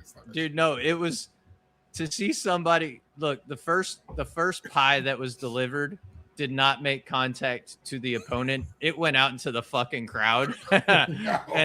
and it just was. It was. Again, mystery wrestling is everything professional wrestling is supposed to be. And Evil Uno has delivered again with this Power Cream Pie slap match. The commentary is gold. The action is brilliant. And when you can sell being slapped in the face with a cream pie that it knocked you clean out, professional wrestling, baby. Cream pieing in your face. Jay, have you ever I never thought I would say cream pie on our show so many times. Never mind once. Times. I said cream pie. Do it while we're not monetized. And slap. Have you ever watched mystery wrestling? I think it depends on the definition of mystery wrestling. If it's like the oddity wrestlings, Close. Sim Bodie had a promotion in Vegas that, to me, it was that mystery wrestling. It's a company called Mystery Wrestling. Oh no, I haven't seen their stuff specifically. No. Champ, this shit is so we need to put you on. Okay. So find Mystery Wrestling on YouTube. Okay. It's like Evil Uno presents Mystery Wrestling. I am such a mark. I've heard that name before. Evil Uno, he was okay. So you know AEW. Yep. Yes. Right. All right. The Dark Order. Yep. The guy in the lucha mask. The Dark Order. Oh yeah, that's where it's okay. That's where I heard it. Yeah. So he owns this promotion. He runs this promotion, and I'll tell you what my match of the week was last week. It was a 12-minute Falls Count Anyone Iron Man match. No, I did not say that wrong. Anyone. So 12-minute falls count anyone match. So here's how this works. Let's say you and me are in a match or in this match, right? If I get pinned, I lose a point. If you get pinned, you lose a point. If you are pinning someone, you gain a point. If the other person gets a pin, they gain a point. Now, I said falls count anyone. So if referees, fans. So if a referee pins you, you lose a point. If a fan pins you, you lose a point. If you pin the guy at the hot dog stand, you get a point. That's fucking hilarious. And it's a 12-minute Ironman match. I think the match started off like the referee like pinned them like back. I think they were like -3 Yeah. at like the beginning. So stupid, but it's wrestling so gold. It's wrestling gold. I'm gonna have to check it out. I'm gonna check it out. Mystery wrestling, God bless Evil Uno, is exactly what kayfabe is for. The crowd 100%. believes in what's happening in the ring. What's real? We're all buying into how ridiculous this bullshit is. That's awesome. The Everyone's invisible in for it. wrestler. It's fantastic. This dude sold wrestling absolutely nobody for a half an hour, Oh, yeah. and it was gold. There's a tag team in Mystery Wrestling. One guy is called the Invisible Man. I'm sure you can figure this one out. There's just nobody there. You just guys just wrestle on their own. But his tag partner is the Visible Man, who's head to toe covered in high res get up. So stupid. The bright face hood and jacket and the That's visible. fucking funny. It's so Right? dumb. Right? It's so Yeah. It's So dumb. it's what makes true wrestling fans who really, really believe in kayfabe, who really trust kayfabe. Like, we are just like, all right, you're gonna tell me that there's an invisible guy in the ring right now? All right, I'm buying it. Let's go. I bet. I'm such a mark. We're for it, all dude. in on this. And I'm it's such a so mark. entertaining. Like you said, this is about entertainment. You're supposed to sit down, It's get the popcorn, put life Just- behind you, and just be entertained. Just be Yeah. Mystery entertained. wrestling will entertain you in a way I'm definitely that checking it out, man. nobody else can. It's When so you good. do, hit us up. Like, we'll will. talk. Gotta we'll let talk. us know what you think Yeah. because Okay. it's so good. I think that covers all the matches of the week. Cream Now- pie. You just had to say it again. One more time. Okay. So I had this question that I was going to ask you in the first half, but the first half was so much better than I planned it. I do apologize if I went No. off. the Do rails. not apologize. It Do truly not. was good. Do not apologize. This is how this works. My rule for this is behind the scenes. My rule for interviews is the guests should talk more than the hosts. Yeah. I mean, what's the point of having you on the show if I'm going to do all the talking? We I talk got- all the time. Good. We Right. talk So- every week. Right. So thank you for your Okay. for the opening of the show. No, don't apologize for that. That was fantastic. It was great. And like I said, you covered everything I was going to ask you anyway in a more natural way than me asking it. Oh, it's so Minus beautiful. this one question. This tells you the caliber of question I had for you. Let me get my little stuff together. The industry for the mainstream product has changed a lot over the last 30 years. How do you feel like indie wrestling has changed over the last 30 years in conjunction with the changes of the industry's main product? I had to throw the accent on there for some reason. I don't know I was what gonna the fuck say, that why was. you just became like South African meets British, like real quick. It's the same thing. I love might this be show. I might be wrong. This is just feel your like opinion. You can't be wrong. I feel like indie wrestling has always changed with mainstream because most indie wrestlers watch some type of mainstream, Right. right? So when the Attitude Era turned into the PG era, not all indie stuff turned into PG, but how you saw match development change and the way matches were put together and finishers were going to not just hitting a finisher one time can beat a guy. Now it's two, now it's three, now it's taking a finisher, not selling it, like all of the stuff I really hate about the mainstream stuff. Yeah. It follows into the indies. It follows. You know how many times we get guys, and when you have someone like Al Snow, he is not a believer in that, so it don't work at OVW. But you know how many times people will take a big move and get up and then like no sell it, and it's like No sell. don't make any sense. My pet peeve has always been with like ladder matches, TLC matches, whatnot. So if I have a one-on-one match with me and Dustin Jackson, it's just me and him one-on-one, and everything that he's doing to me is hurting me. How the fuck am I getting hit with 12 chairs and it don't hurt? How am I no selling the ladder to my face? I take the ladder to my face.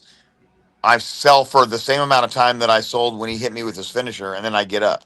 He's hitting me in the face with the ladder, and no one tells Gotta be stories anymore. believable. Yeah. Like, You it's know, one thing. Go ahead.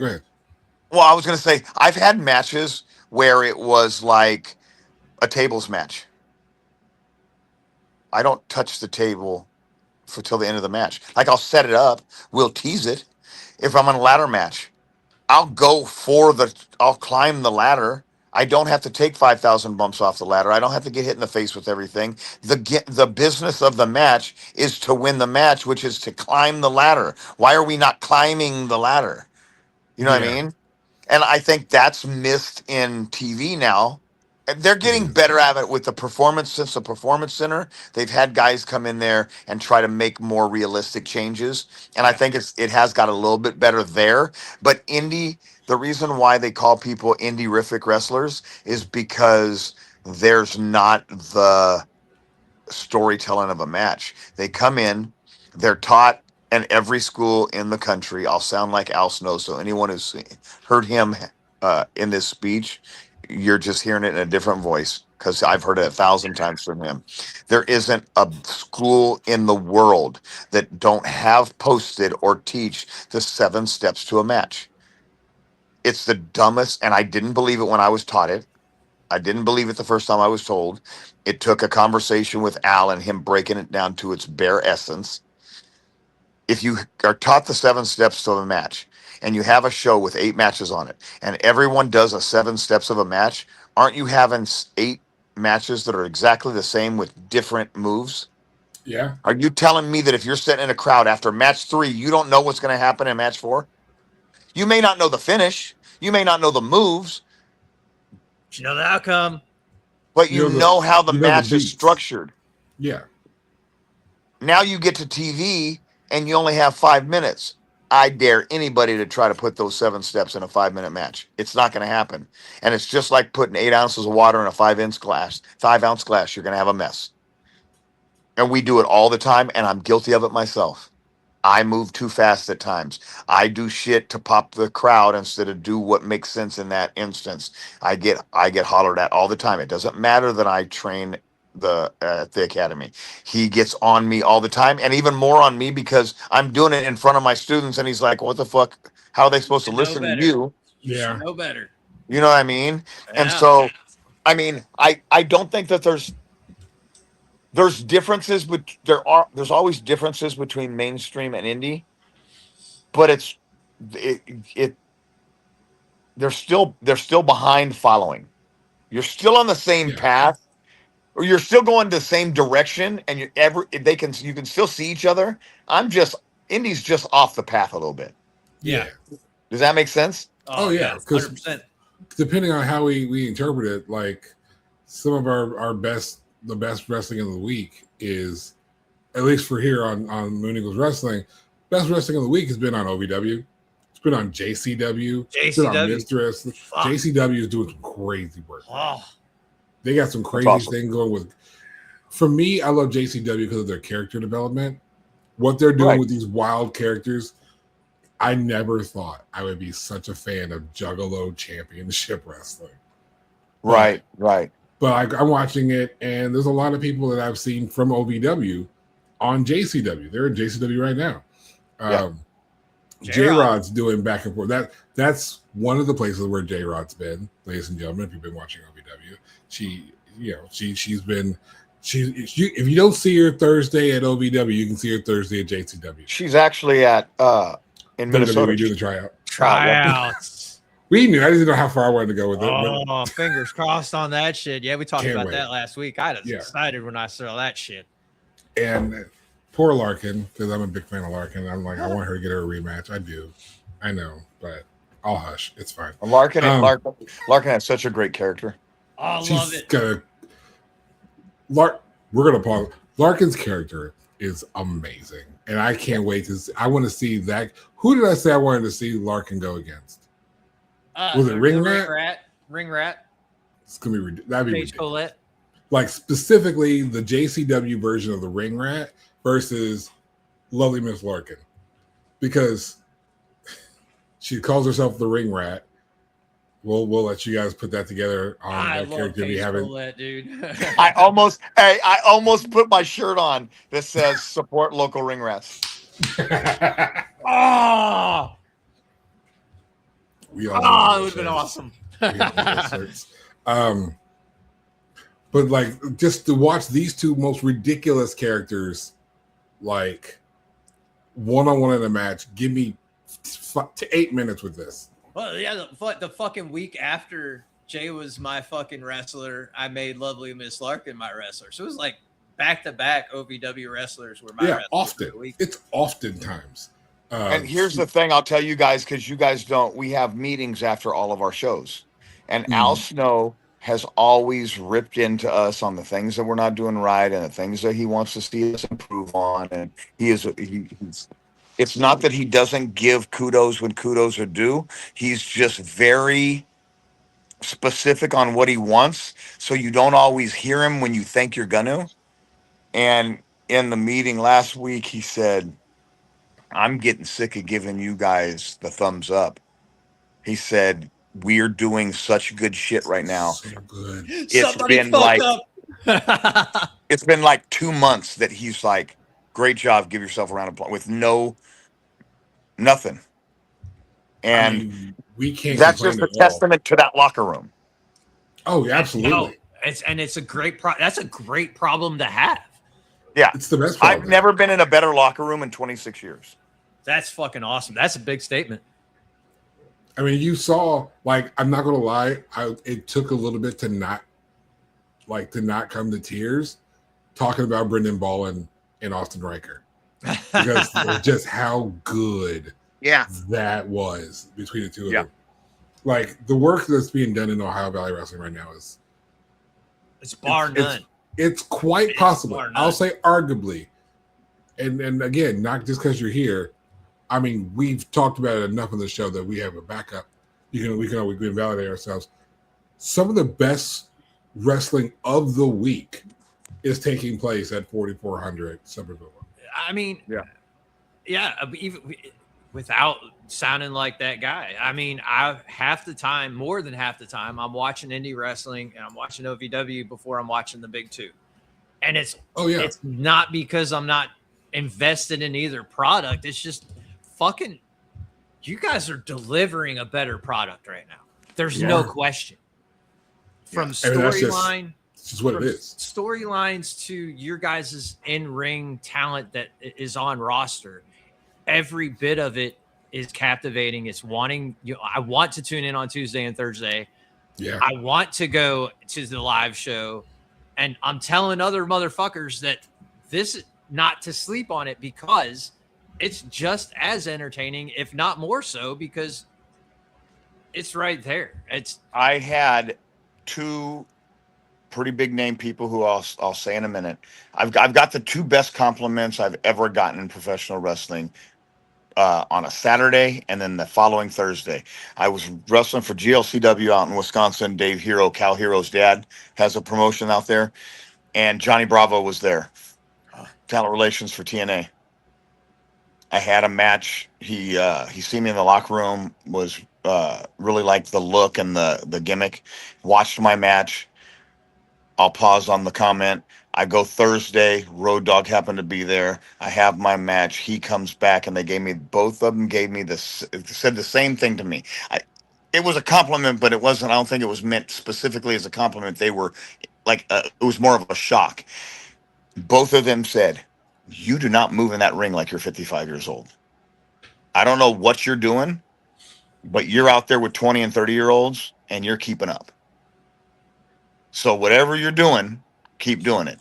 And I can't, in the 4 years, 4.5, almost 5 years that I've been at OVW has been the best wrestling that I've done my entire career. So I've went 21 years just to get to this point.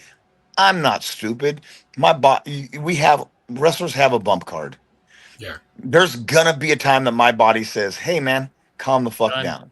Hey man, you're done. I'm not gonna be that Ric Flair's last match where I go out there and I embarrass myself. Oh God, please don't. When someone tells me, hey, why are you still doing this? And I go back and I watch a couple of my last matches and I'm like, yeah, I'm kind of losing a step. Then I'll go into managing, or I'll go into agenting, or I'll go into commentary. I'm going to always be part of wrestling. I know I don't have a lot left because I'm 55.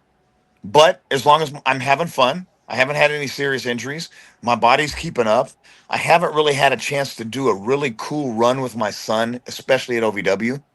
Mm-hmm. So that's how I would like to end things. Yeah. Is a cool little, whether we put a mob together, a family together with Tommy Boy and myself and maybe another guy and a girl, and we just do that NXT mob thing, but better. He's so dope. Yeah. You know what I mean? Dope. Yeah. I'd love to do something like that, and then just because I can fade off into I'm the boss, so I sit in the chair on the ramp while you guys take care of business, and I'll get involved when I have to. Right. And that just extends my career a little bit longer. Yeah. It'll be a spectacle at that point because it's like, oh man, things have been working out for the DeNiros. Look, Jay's standing up. Yeah. He sat back down. Because we wrestling fans, we love that little thing. You can just be standing up, things correct themselves, you sit back down, and then week after week he just pops up, sits back down, gets a little bit further, maybe takes a step, and then at some point he has to get into the ring, and that's what everyone's been waiting every week leading up to. He sits in the chair the whole time. Just a chair. And it's great too that we're developing a relationship with TNA because it gives these guys who haven't had a chance to do anything.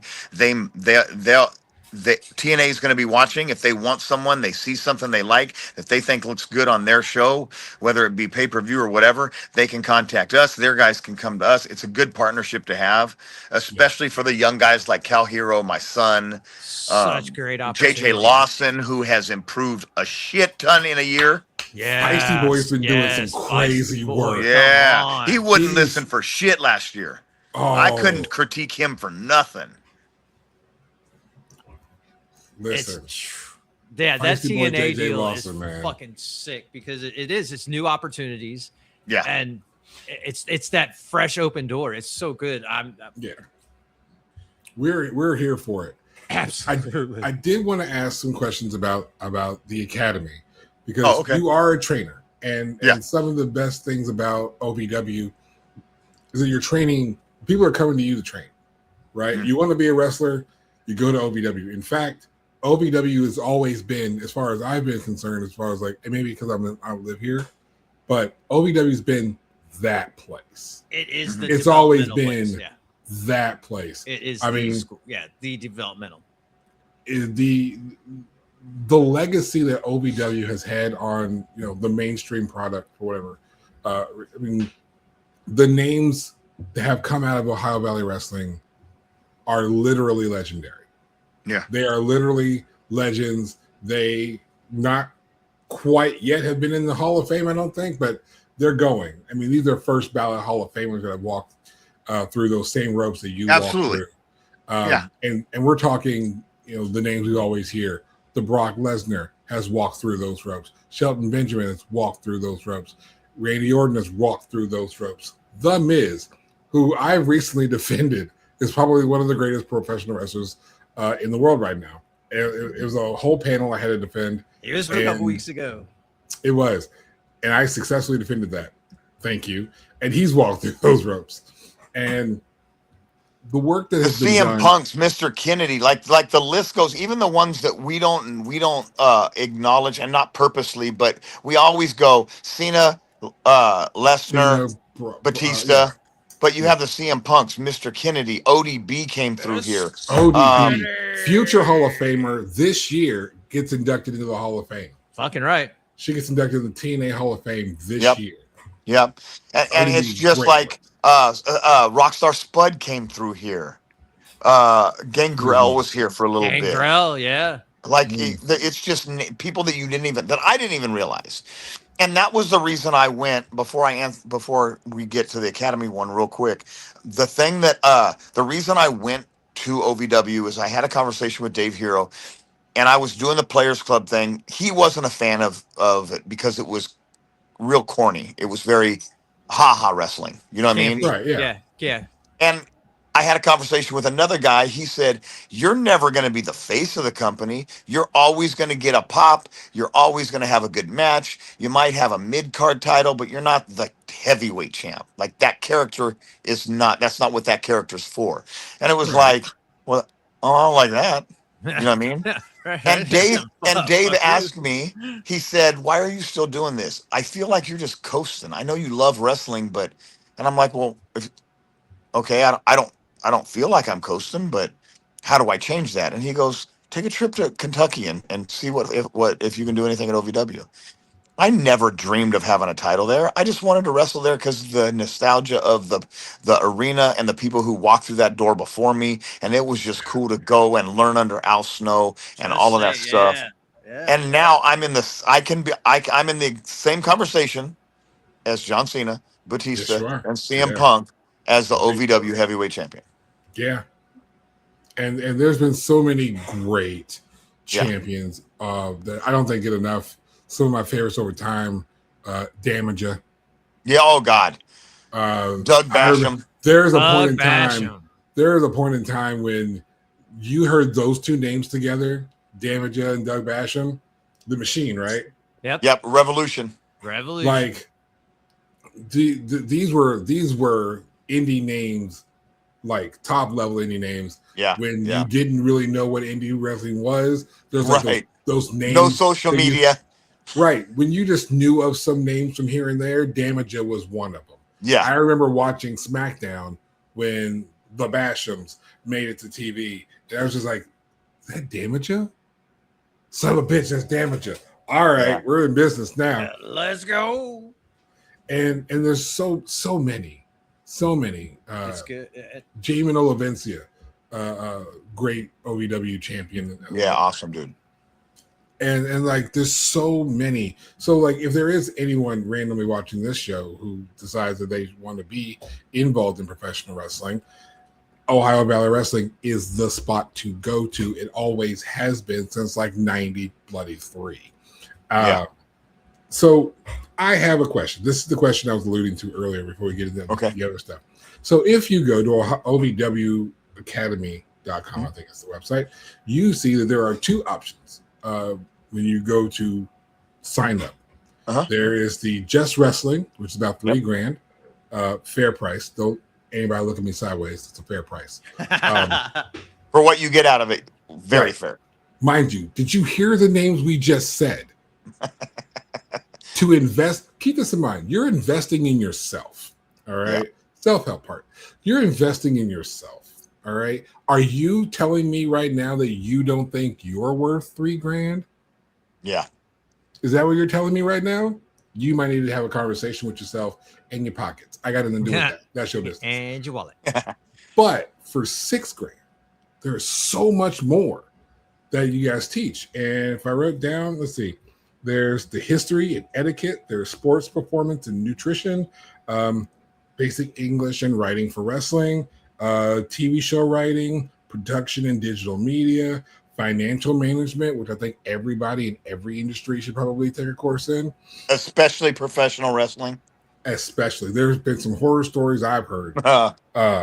And on-camera presentation, so many of these things that it's an amazing thing that you guys teach. Here's the thing. I know my own physical limitations. And I'll be honest, my dream job has always been to write for a professional wrestling company. And then knowing that there's an academy here in our backyard, in my own backyard, that could teach this thing, but I don't have a bump card. All the holes have been taken out with my bump card. I'm not taking it a basic or intermediate wrestling. My knee said no. My back said no about an hour and a half ago. So why is there not an option for someone like me who doesn't want to learn the in-ring stuff, like to do it, but I want to be involved in the rest of what is the wrestling industry? I had the same question because I haven't had very many people come to me and say, "Hey, I want to be a ref. Do you do ref training?" Or "I want to be a manager. Do you do manager? I don't want to be a wrestler. I just want to do this." You don't get many of them, but I have got a couple. So I had went and I said, "Hey, isn't there a way that we could?" Managers and referees have to go through beginners class. You got to learn how to bump. You At got to least, learn know how. roles. Like you have to do the 3-month beginner class with me because I'm the beginners coach. Why don't we have something like that? And the answer I got was we don't get enough requests for it to set up teachers for it. Well, That's fair. I don't agree because if you have the people that for referees, you have a Daniel Spencer, you have an SK, and they are going to teach the referee class after the beginners class. They just don't have a class until there's someone in the class to teach. So you can have the teachers ready for when you have somebody, or you have someone who wants to be a professional wrestler. And for those of you watching the show that have thought, "Hey, I want to come to OVW, I want to be a professional wrestler," and this isn't in a negative way at all. Not everybody's meant to be in-ring performer. I'm Some not. people's bodies can't handle it. Some I people's can't. athletic ability can't handle it. Some I suck. people's coordination can't handle it. I There's can't. all kind of things. So if you come to the beginners class and you don't pass the beginners class, so you take it a second time and you're still struggling, I feel like we need, hey, how about reffing? Hey, how about being a manager? Hey, how about we just go into production, sound, I announcing? love to learn production stuff. So I think that's something. If you cannot tell me as a business that if you came to whoever you needed to talk to and said, "Hey, I want to learn production and writing for professional wrestling. I'm willing to pay to take those 2 classes. What'll it cost?" You can't tell me they're going to say, "Oh, we don't do that." I'll find a way, by God. Right. It's like, are you saying I can name my price? I'm like, I'm literally telling you to tell me how much to write this check for. I mean, now maybe that's it too. Maybe they don't really they haven't had the interest in it enough to put a price tag on it. That's That probably may it. that may be it. But again, if someone come and said, "I want to train to be a ref. I don't want to do nothing but refereeing. I don't want to go anywhere besides OVW because OVW teaches live TV. Nowhere in the country does. But Performance Center and us. The only Yeah. 2 places in the country that teach live television. Right. And I want to learn how to ref for live television because I want to ref for TNA, WWE, or AEW sometime." Well, you cannot tell me that the business side of whoever you're talking to is going to say, "Sorry, we don't want your money." Somebody's got to want that cash. There's got to Yeah. be a way to do it. It's not on the what's the word? Is it Cyprus? It's not on the agenda. It's not on the Right. website. Syllabus. Syllabus. That was it. Yes, thank you. It's not on the That even took me a syllabus per second. se, Gotcha. but Right here. still get a hold of OVW and say, "I am very interested in this. I'm willing to pay for my training. I don't want to be in ring. Can we figure out a price?" And then you sit down and you figure out a price. The great thing about OVW is it's $3 grand for wrestling only. And then all that stuff you named for the $6 grand along with the wrestling Yep. side of it. I don't know anybody who came in and said, "Oh, here's the $3 grand. Here's the $6 grand." One, you can pay for the 3 months, your first 3 months. And then after that 3 months, when you go into your intermediate class, you can pay that 3 months. Or you can sit down and you can say, "Hey, I don't have the ability to pay this huge amount. Do we have some type of payment plan?" And that we can. So it's not something that all that money has to come out of your pocket at one time. You just have to communicate and talk to the right people and do it. I think that there is a spot for anyone who wants to be a part of professional wrestling in the building that we're in because there's so many things that you can do. You can run lights. You can run cameras. You can run ring cameras. You can announce. You can commentary. You can run the I'd love soundboard. to do commentary. Commentary would be dope. You give It- me the there- chair to there- do color. Yeah, there's money to be made there. You're not going to get a lot of interest. I'd do it for free. No lie. Like you could just like I'm throwing this out there to the universe. You can get me and Joker on a special episode of Overdrive to just do commentary for one match. We'd do it. I'm speaking for him. You know what you do, and you just put it online, is watch you guys, if you're together with your headsets on, and split screen the show and turn the Show volume down. volume down, and you guys just run commentary on the whole show.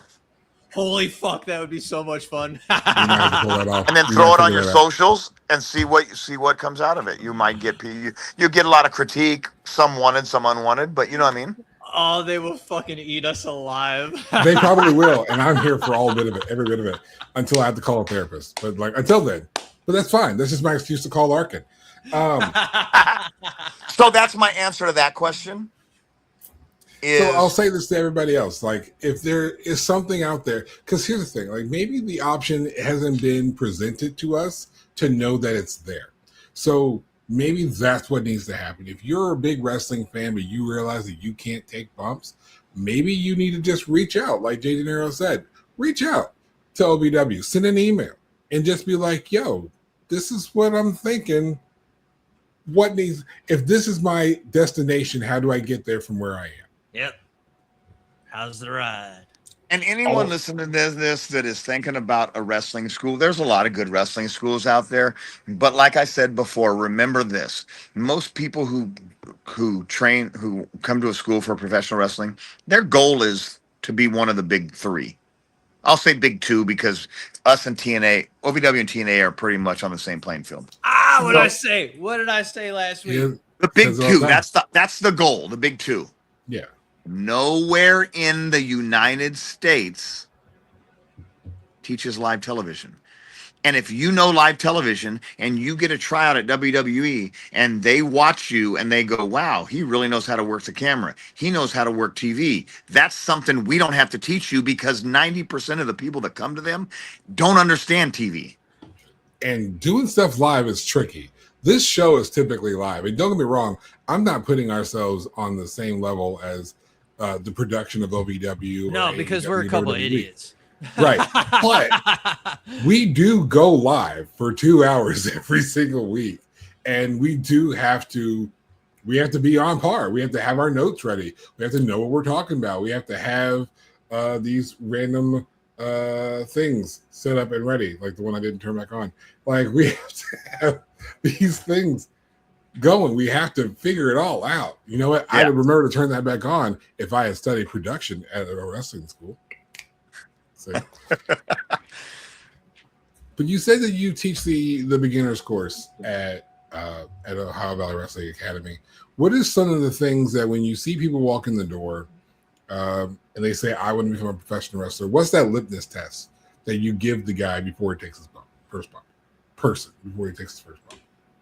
Like, what's the test that's going to tell you? So times have changed. We were talking about times have changed earlier. Times have changed. You can't do things nowadays that you could do 10 years ago or 20 years ago or 50 years ago. You know what I mean? Remember this: wrestling, being a professional wrestler is very easy to get into. It used to be easier to become a made man in the mob than become a professional wrestler. That's a shoot comment. It was damn near impossible.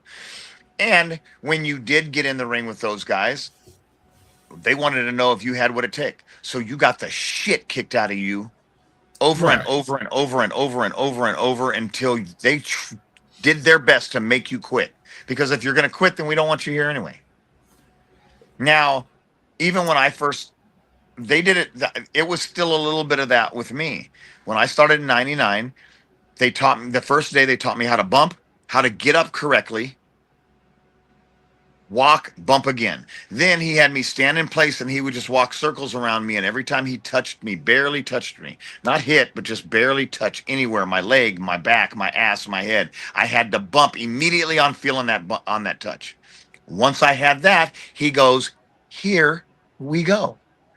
You are going to take a bump. I'm going to hit you with something that back bumps you. So it will be a clothesline, a back elbow, a punch, a shoulder tackle, something. As soon as you feel contact, you're going to bump. You get up, you find me, and you take another bump. And you get up and you find me and you take another bump. And I said, okay, how many times? He said, until I say stop. So I took my first bump. I got up. I found him. He bumped me for 15 minutes straight. Ooh. First Ooh. day. First day. First Oh. day. First day. He goes, take a 15-minute break. I walked outside and fell face first in the snow for 15 minutes. I get up. He says, okay, come on back. I come back in the barn that, because they had the ring in this big barn. Well, it was like a pool shed. And I look up, and the main trainer, it wasn't the owner. The owner would talk, and he would get in the ring and help out too. But he had one of his really good students that had been wrestling for years do all the grunt work, right? And I look up in the ring as I'm getting ready to climb in, and there's him and Shane Hills and this guy Eric Hammers, really small dude, looked like a Star Rider kind of, like Riker, about that size, real small dude. He said, okay, here we go. You are going to take a bump from me. You were going to get up and you were going to find Eric, and you're going to take a bump from Eric, and then you're going to get up and you're going to find me. Never take a bump from the same person twice. Now, not only am I bumping and getting up correctly, but I'm going clockwise around the ring until I find the person, and then stepping in the middle of the ring and taking a bump and getting up. So I'm bumping, getting the shit bumped out of me, and I'm getting dizzy from walking around. Yeah. I did the two guys for 15 minutes straight. Jesus. I came back. I did three guys for 15 minutes straight. I came back. I did four guys for 15 minutes straight. He said, you did great, kid.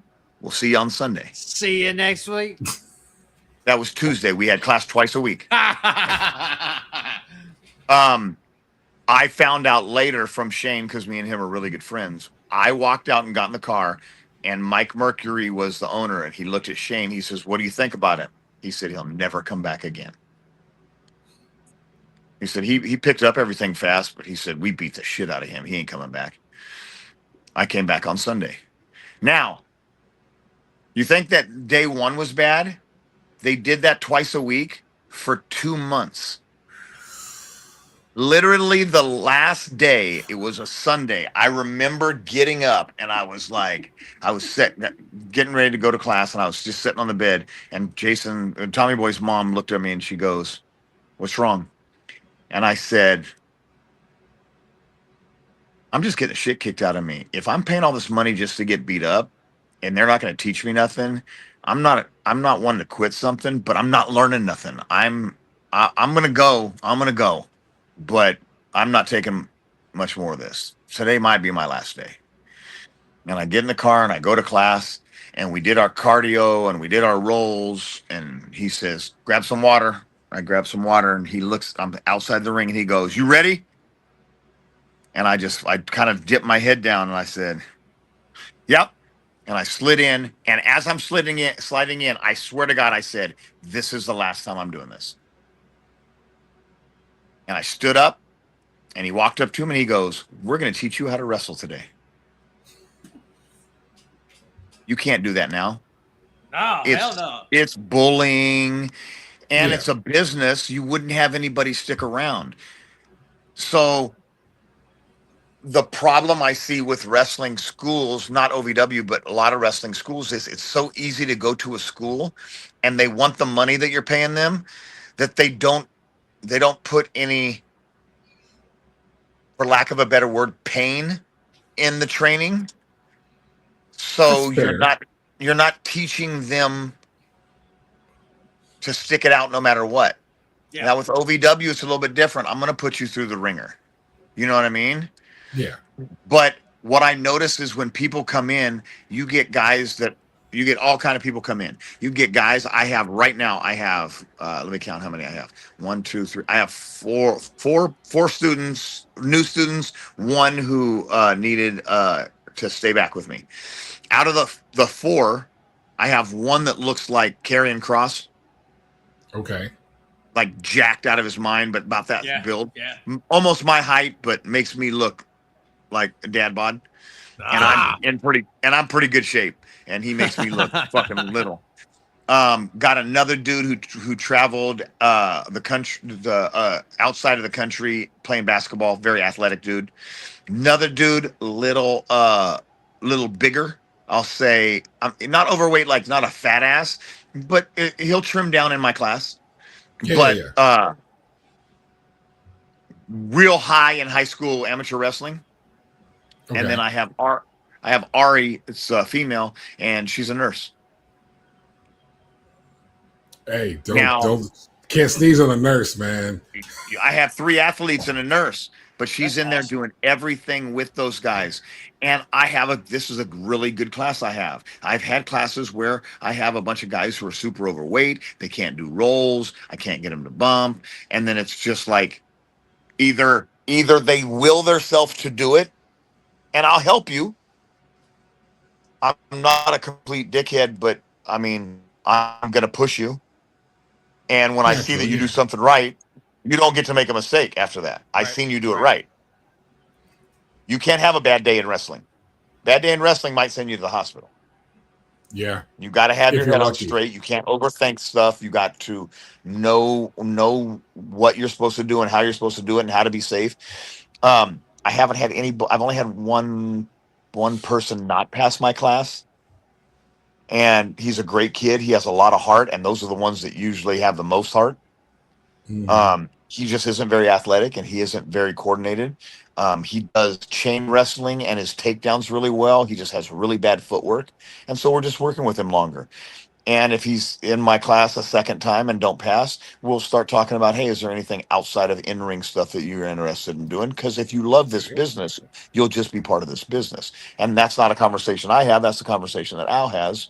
But you'll see all kind of guys. I've had guys come to class the first day and fucking not in professional, but their homemade gimmick. And I'm like, oh, you're gonna be that guy, okay? Yeah. And because they think it's they think it's a joke, they think it's easy. Yeah. For those of people who don't understand, you're never going to understand that ring until you fall in it.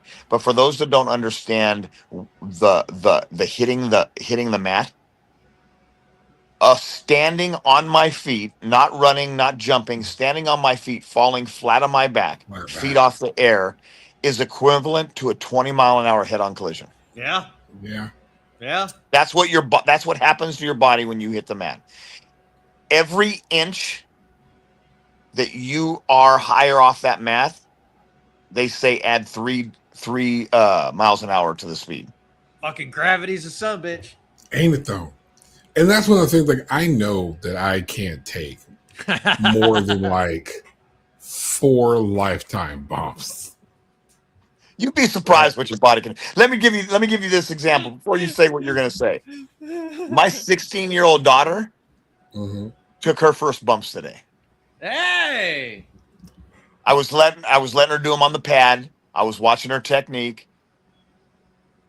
And Ari, the girl that's training, she's having a problem with just her standing bumps. She does her flip bumps good. Every other bump is good, but she's not kicking her hips up. And so I told my daughter was there because I work outside the ring with her on chain wrestling. She has 2 years before she can train at OVW. So by the time she gets to OVW, she should be a fucking beast. badass God. with takedowns and chain wrestling, and you know what I mean? So Yeah. anyways, I look over at her and she's got a smile on her face. And I said, you want to take a bump? And she's like, yeah, can I do it without the crash pad? And I said, yeah, go ahead. So she rolled in the ring and she took 3 bumps. Boom, boom, boom. And I was like, I don't have a thing to correct you on. Proud papa moment. They were perfect. Man. You know, and I'm not going to let her do a lot of bumps in these, especially for the next year. When she's 17, maybe I'll get a little bit into the bigger bumps and stuff. But I'm going to protect her bump card until she can come in at 18 and train normally. She wants to. Her main goal was she just wanted to come manage me one time. And then she started watching these girls, and she's like, "I think I want to wrestle too." You want to do it? Yeah. And I'm like, "All right." And it's funny because the three younger ones under 18 that live with me are 16, 14, and 12. Okay. And out of those three, she's the sissy of the group. Like she'll cry for an hour because she bumped into the wall walking into a room. And she'll I'm take like, 3 bumps in a row on a I'm wrestling like, ring. bumping hurts, dude. You want to do this? And she did tell me before the podcast, he was in the kitchen, and she's like, my back hurts. Because she did 3 bumps, then she got back in and did 3 more before we left. So I said, your back is going to hurt. You got to get used to that. You will build what we call a callus up. Callus it up. Yeah. Hitting the mat and hitting the ropes. It don't feel good. I've heard about the burn from the ropes. Yeah. But I've seen all kind of guys. But I've also learned, don't judge a book by its cover. I've seen some big 380-pound tub of goo come in there and not have a fucking issue with anything I teach them. You know, I'm glad you mentioned that, because when you watch wrestling, there's a thing that the fans tend to do where we look at a guy or we look at a woman and we're just like, I'm not going to watch this match. Because they come out, they look a certain way. Maybe it's the presentation of the gimmick. Maybe it's the combo of the music with the actions on the stage, whatever it is. Right. And I'll admit, I was curious about one Mr. Steven Steele. 169. 13 squared, thank you. And that's our running gag, because 13 squared is 169. So every time I hear someone go, I'm using that Thursday. I'm gonna be like, is 13 squared or 16 squared? 13 squared. I'm gonna catch 13 squared. Come here. That's fucking funny. Go ahead. I'm sorry. So we were there. I was trying to do a 13 squared joke, but they were chanting for 169. I was like, 13 squared. Nobody? Okay. But when you watch Steven Steele start like maybe like a year or something ago, you're like, what is happening with this guy? And now Steven Steele is one of the top guys you guys got on your show week to week. Fan favorite for sure. Fans love him. He goes in the ring, and you're just like, you're not even at a stage now with Steven Steele where you're like, wow, he can move pretty good for a guy. No. We kill the rest of that sentence. It's just like, look what Steven Steele did. He's lost almost 100 pounds in the last year. Crazy. That's one. And he's still trying to get down. Here's the thing: when he came to the first class, because Doug Basham ran the roster training on Thursdays. When he first came, his dad runs concessions for us. His wrestling name was Fudd. He used to wrestle. His mom and dad both wrestled, indie wrestlers. Yeah. Fudd was actually at OVW for a little bit. I don't remember what capacity, but whatever. He was helping with concessions and stuff. And then he started coming to class, and I was like, even his rolls he was having a hard time because he's big. You know what I mean? And balance, when you're trying to roll up to your feet, it just is harder to do. Back rolls especially. And I was like, how long you been working? He's like, I've been working for like a year, 2 years and a half, 2 years, whatever it was, before he started with OVW. And I was like, I don't know how you got past the rolls and stuff, because he was struggling on some stuff. Okay. And then all of a sudden they debuted him, and he didn't do a lot of crazy shit. He did a lot of Dusty Rhodes, Adrian Adonis shit. Joker's tripping. Go ahead, finish your story. I'll tell you what's happening. It just worked.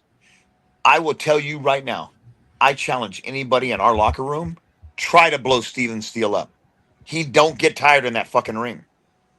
It shows. Me, Cal, and him had a 3-way. I was sucking gas.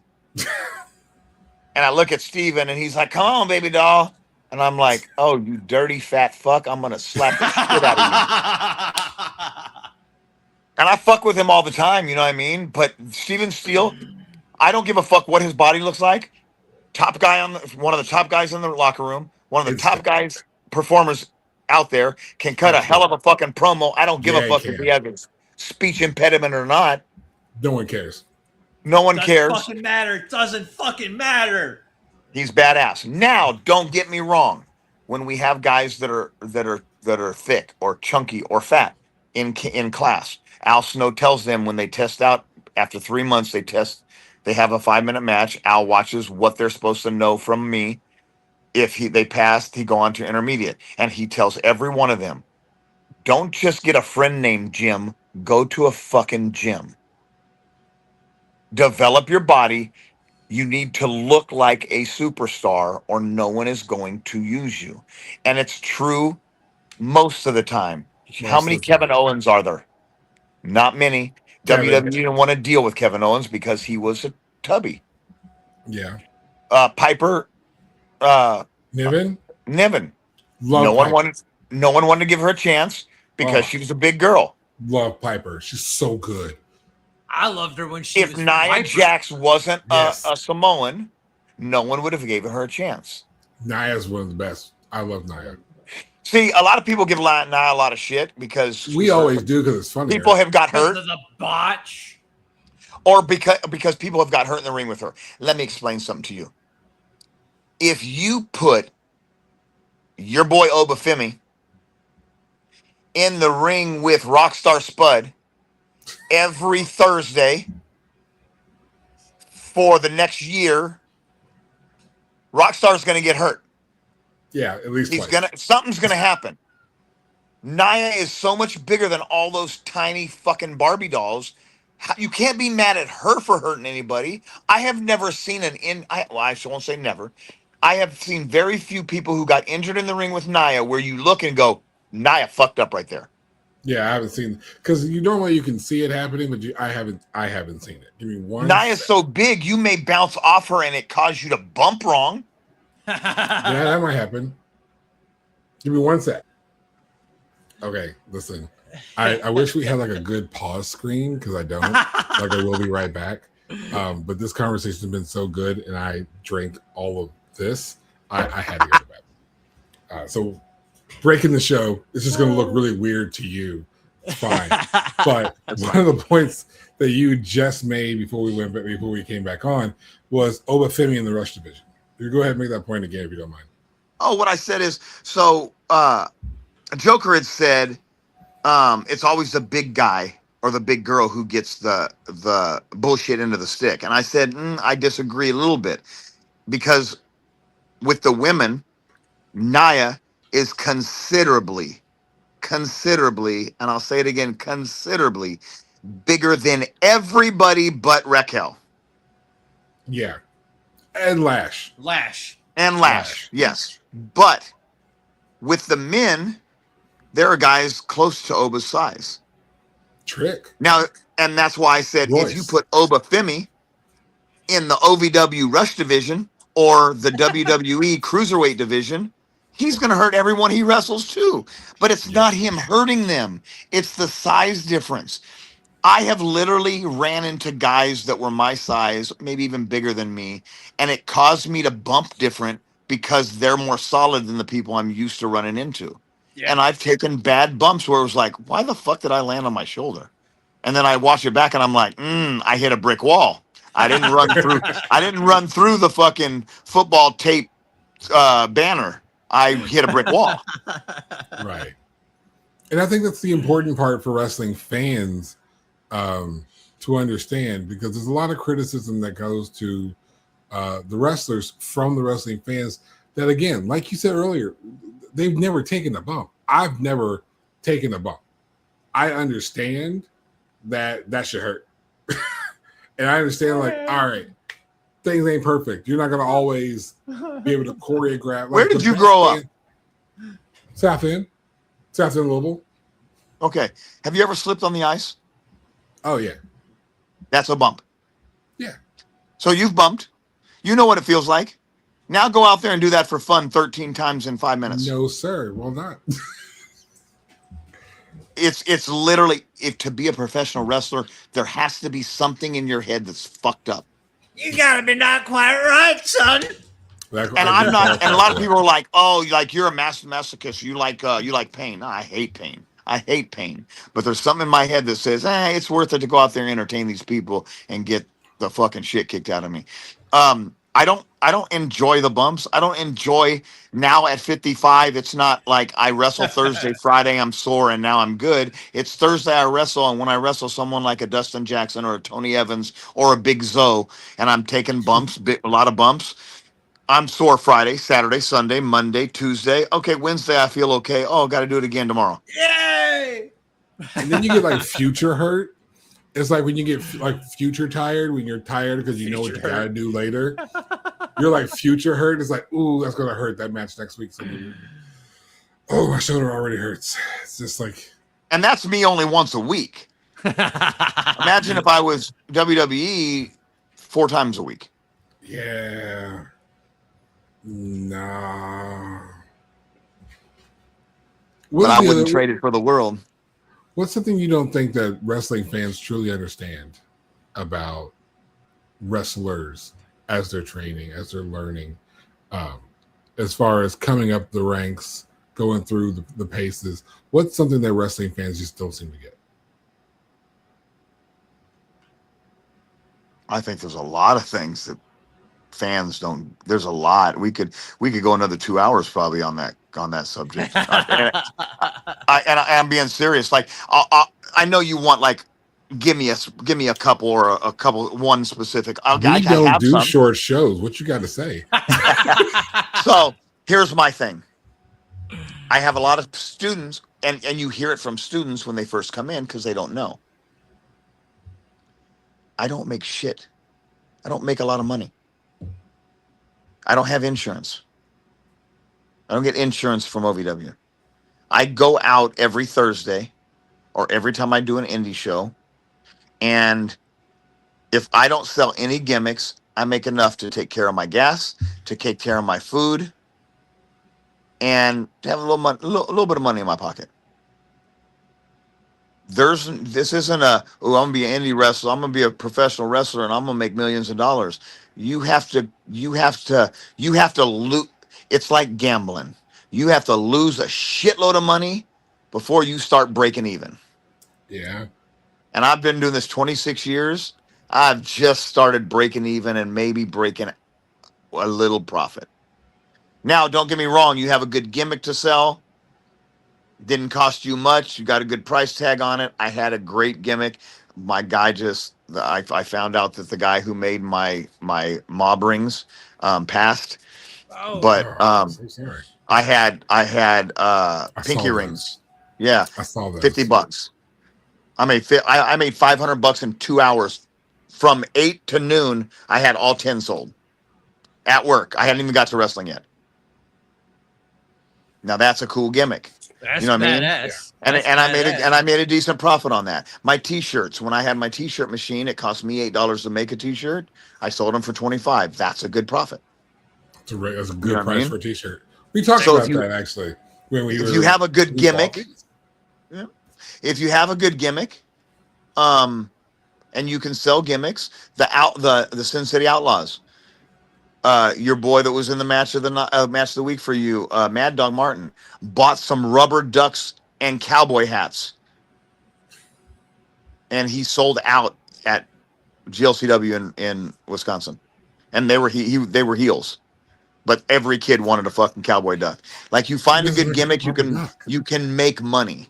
You know what I mean? It don't have to cost you money every time until you get on your feet and going and understanding the business and stuff and marketing your gimmicks and not paying $20 for a gimmick that you're selling for $25.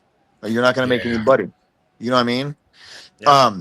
But a lot of people don't understand that. They don't understand the travel, the missing, we had talked about, or I had mentioned earlier when I talked to my girlfriend, missing, dates, anniversaries, birthdays, weddings, funerals, childbirth. It all depends on the type of person you are. I have a personality about me. I do not take a booking and then cancel it. I've canceled one booking in 26 years.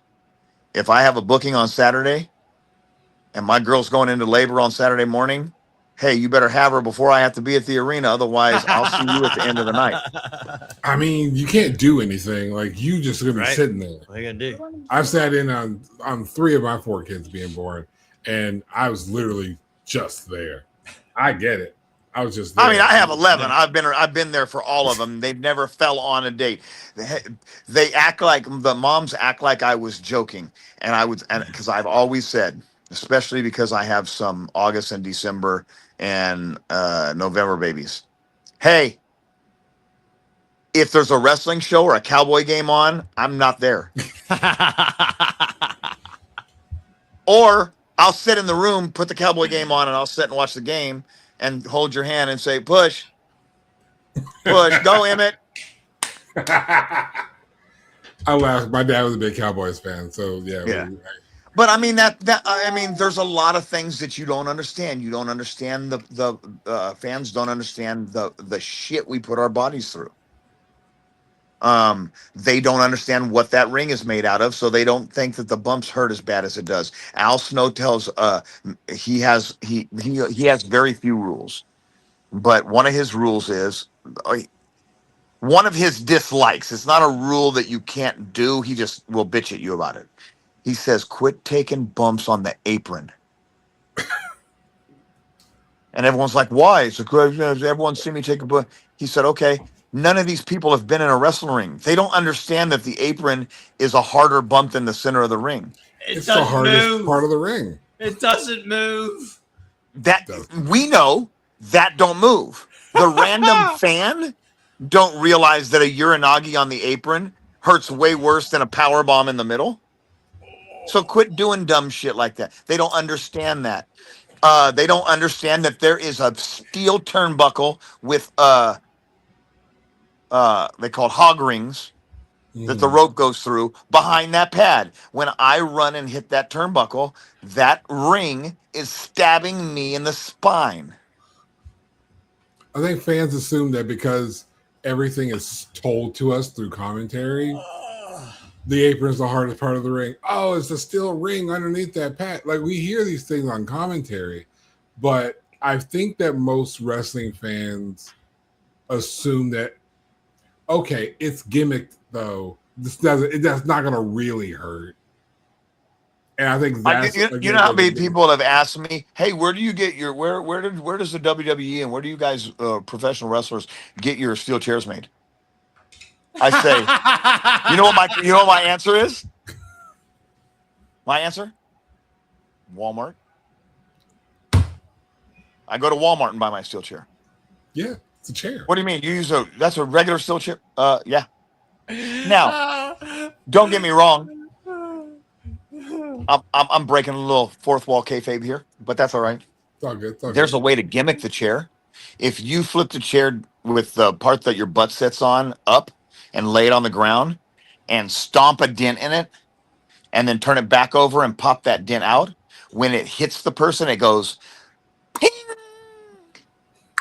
because the dent pops in. So I'll gimmick a chair like that, but it's still a fucking steel chair hitting me. Yeah. Fucking hurts. What were you guys at the show where I wrestled my son? No, you did the watched promo. it though. Yeah, you did the promo the day we were there. Okay. You watched the shit. That motherfucker. Independence Race. I told him, you can hit me as hard as you want. Stay away from my head. He said, okay. Well, he took that shit literal. He looked at every time he was grounded. I told him no car, no girlfriend, no date, no prom, whatever. And he unleashed every bit of that shit on me. He laid it, son. He's been waiting. My back was literally bruised. My back was black and blue for about 3 weeks. But you know what? I wouldn't have had it any other way. Oh, this is beautiful. There's something sick about a professional wrestler. I mean, there's a reason why AEW calls us sickos. I mean, right? There's a reason we get called that. Dude, like legit, I think we could probably sit here for another 3.5 hours and just shoot the shit. So I'll say this, because I'm actually more afraid of Joker's wife than anybody else. I don't even know that she's here, to be honest with you. I would not be surprised if she just left you there. All of a sudden, I drove she- myself. All of a sudden, she walks behind you. It's not even like a full visual picture. It looks like a ghost, and we're like, something's behind you, Joker. He'd be like, The "I know screen this." goes black, and you come back up, and you're just slumped over in the chair. Yeah, it would so happen too. It would, and he works at a haunt, so it would just be like, it's just Malice Manor. It's So yeah, if you didn't figure it out earlier, champ, I own a haunted house. That's what that's I awesome. do for a living. So yeah, that's Okay, his real job. you're in Louisville. Where are you I'm at, in- Joker? I'm in Clarksville, so right across the bridge. Yeah. Oh, we I'm might in have to Clarksville, Indiana. we might have to have a little conversation. Yes, sir. We love conversations. I love conversations. Off wrestling haunt type stuff. I did Eli Roth's haunt in Vegas. No shit. Yeah, it only lasted. It was only a year, but when they went and did the pictures, I'll send it to the Instagram. The two pictures, it was on a big billboard when you first came in. It was the billboard kind of outside on the strip, and Eli was there the first day, and he was looking. They were showing him the pictures, and he looks over at me and he goes, "Damn, you're a big dude." He said, Get my contact info before I leave today. I got a perfect part for you." And then he ended up having to leave early, and I never got him my contact info. But I was at the inn. They had this little gimmick where there's a girl on a table, and it has like a slope down where her stomach and butt was, and then I was basically there just eating guts. Yeah, and I had like the Jason Voorhees work, and I took it off with a wife beater underneath, face off. Yeah. But we'll have a conversation. We'll have a conversation. Yes, sir. Wrestling Yes, sir. shit. We're on wrestling shit. I apologize. I mean, we don't do short shows. We talk about all kinds of shit all the time. I plug Malice Manor all the time. We'll talk. But hey, like I said, we could probably do this like 1,000 times for 100 more hours. But I want to go ahead and wrap this up. But legit, this has been one of my favorite episodes of the show. It's going to be really hard to beat. Thank you so incredibly much for giving this little bitty podcast the time of day and the energy. Man, you gave us a hell of a hour, 2.5 hours, man. Thank you so very much. You have to understand too, it's my pleasure that the only way wrestlers can get out is doing podcasts and going to other indie shows and doing that kind of stuff. And I have the luxury of being at OVW where I'm on TV, whether it's YouTube or the local channel, every Thursday, sometimes Tuesdays, depending on what show I'm on. And so I have the ability to be seen, and I want to get on podcasts, and I want more people to see me and come out to OVW and see us. And I want to build the OVW brand. I want more people to come watch wrestling. There's no reason why that building holds 400 people. There's no reason why that building shouldn't be sold out every week. Whenever we have 180 person crowd, it drives me nuts because we are too good at what we do to only have 180 people. But a lot of it has to do with, you know how many times I tell people, I'm a professional wrestler OVW, and they're like, OVW's still around? Well, it never went anywhere. And what do you mean? It's always, it's never stopped. It's a local problem. And I'll admit. And the other one I get is, what's OVW? Motherfucker, what? Are you serious? Yeah. Fucking living under a goddamn rock. But you know whose fault it is? Us that live locally, that wrestle for OVW. We're not getting out there and we're not doing enough. This is the kind of thing where you guys mention OVW, and some of your fans that watch may know what OVW is, but they may not have ever been there. And I don't know if you've had another OVW performer on their podcast before. I'm telling people, if you want to watch professional wrestling that is the caliber of what you see on Monday and Fridays with WWE, come to OVW. we're putting on just as good a show. Sometimes, if not always, better storylines. It's better. It's typically better, and that's no joke. It's better. There have been times when there have been weeks where I can personally say I didn't watch Monday Night Raw on time, and I probably completely skipped SmackDown. I did not miss OVW Rise. You know, it's an honor for me to be on your guys' podcast. It really is, because you guys are giving me the platform outside of OVW to get OVW and myself, you know, on out in front of people who may not know or realize. It's $10 or $12 for a ticket. Bring the family. It's family friendly. It is. The seating is, there's no bad seats. No. There's no bad seats. Nope. You walk in, everything is just like right in front of you. Finding your seat. There's people who are standing there to help you find your seating area. They are super, super nice. There was this one dude that I had to bother like 2 or 3 times in the course of my time there, and he was just nice the entire time he was there. Like, yeah, there was no, like, we've been lucky. We've had 2 going to see a wrestling show experiences since me and him started doing this show. Like, I've done the show for a little bit, but he's just joined the show since like Mania. So okay. We've only collectively been doing the show since like Mania. We've been to an AEW show live in Cincinnati. Fantastic trip, by the way. There's a great Irish pub there the next time you go to Cincinnati. Tell them we sent you. It won't Red matter. Leprechaun. Tell them, man. Red Leprechaun. It will mean absolutely nothing, but tell them anyway. It won't mean shit. Just be like, there's a guy who asked the bartender about cherries. That was me. Fantastic place. But we had a great experience at AEW. We had a fantastic experience at OVW. And I'll admit, it is the locals' problem, because I am one of those locals who's loved wrestling forever. And only it was before Independence Rage did I go to my first OVW show. And I really had no excuse. It was just one of those things where it's like, it's here. I'll get there. Yeah. And that's on me. That's on me. And I don't care. I've had people who think they don't like wrestling come just to see me because they know me. And they're like, I'll come watch you and tell me this is the best outing I've had.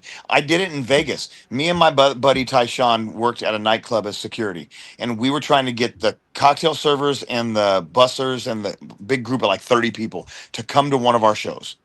No one would do it. We couldn't get him to do it. Yeah, maybe next time. Maybe next time. Me and him are going to fight. We're about going to wrestle each other. So we're like, hey, this is the one. We get to fuck each other up. 30 guys come. Ha! They have some beer, some drinks.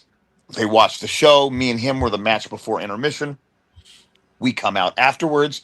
They go, we are not missing another show. This has been the best outing we've ever been to, because of the entertainment. And let me tell you something. Out there in Vegas, FSW puts on a good show, but they ain't a fraction of what OVW is. I have been wrestling for 26 years. If you look up Jay DeNiro on cagematch.com, you'll see every place I've ever been. There is not one organization I've ever been at, school or just indie fed, that is even close to OVW. We didn't coordinate this either, by the way. Like, right? Totally accident. We just did. And we had a party of 6 when we came. A buddy of mine, Brian, came in from out of town. He's like, I want to go to OVW. I'm like, cool, make it happen. And we had 2 people with us, one who wasn't a wrestling fan and the other one who's just never been to a wrestling show before. I'm not sure. Has your wife been to a wrestling show before? She's been to a wrestling show before. Right? But they had the best time of their lives. Yeah. I kept checking in with the non-wrestling fans. She was having a ball. Yeah. I didn't check in on nobody because I was just having a good time and I didn't care. I was sitting closer to them. Fuck everybody else. I was having a good time. But no, like, he's not just like, OVW is a fantastic time. And for the price, you're not going to get a better sit-down entertainment show in the city of Louisville. No. It's $12, right? Online, I think it's $12.50. Yeah. What are you going to do for $12?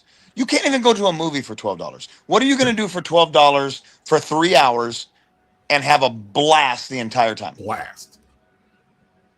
And That's if you don't. That's if you don't want to partake in adult beverages and some stadium hot dogs. Yeah. Yep. We had a fantastic time. Wick's Pizza was there. We had some Wick's Pizza. Yeah. We got ourselves a little drink. My buddy probably had too many beers. Yeah, he did. Yeah, he did. He had but too it's many. all right because he had a good time. He had a great time. And he wasn't belligerent. He kept us cool. And there were so many people who were just sitting in the next little section next to us. The bond between us and this group. The guys here had bonded with like a kid on the other side of the aisle, and these people were cheering, and those people over there were big fans of whatever it is you think wrestling is. I encourage you to, at the very, very least, watch the OVW product. You don't have to go anywhere. You don't have to be local to Louisville. You can find it online, on YouTube, OVW TV. We tell you guys every week. Every Tuesday, every Thursday. Their main show is the Thursday shows, Thursday Night Rise. You're going to watch this show. You're going to have the best Ale8 commercial there ever was. I sing that jingle all the time. That's funny. I love that commercial. It's the best Ale8 commercial there ever was. It's like the only Ale8 commercial that ever was. Right? And then there's fantastic wrestling.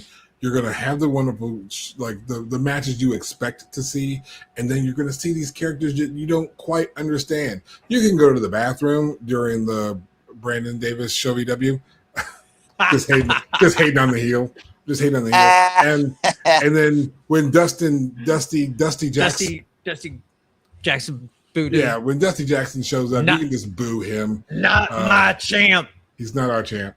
He's not our champ. We're waiting till our boy gets his belt back. It's fine.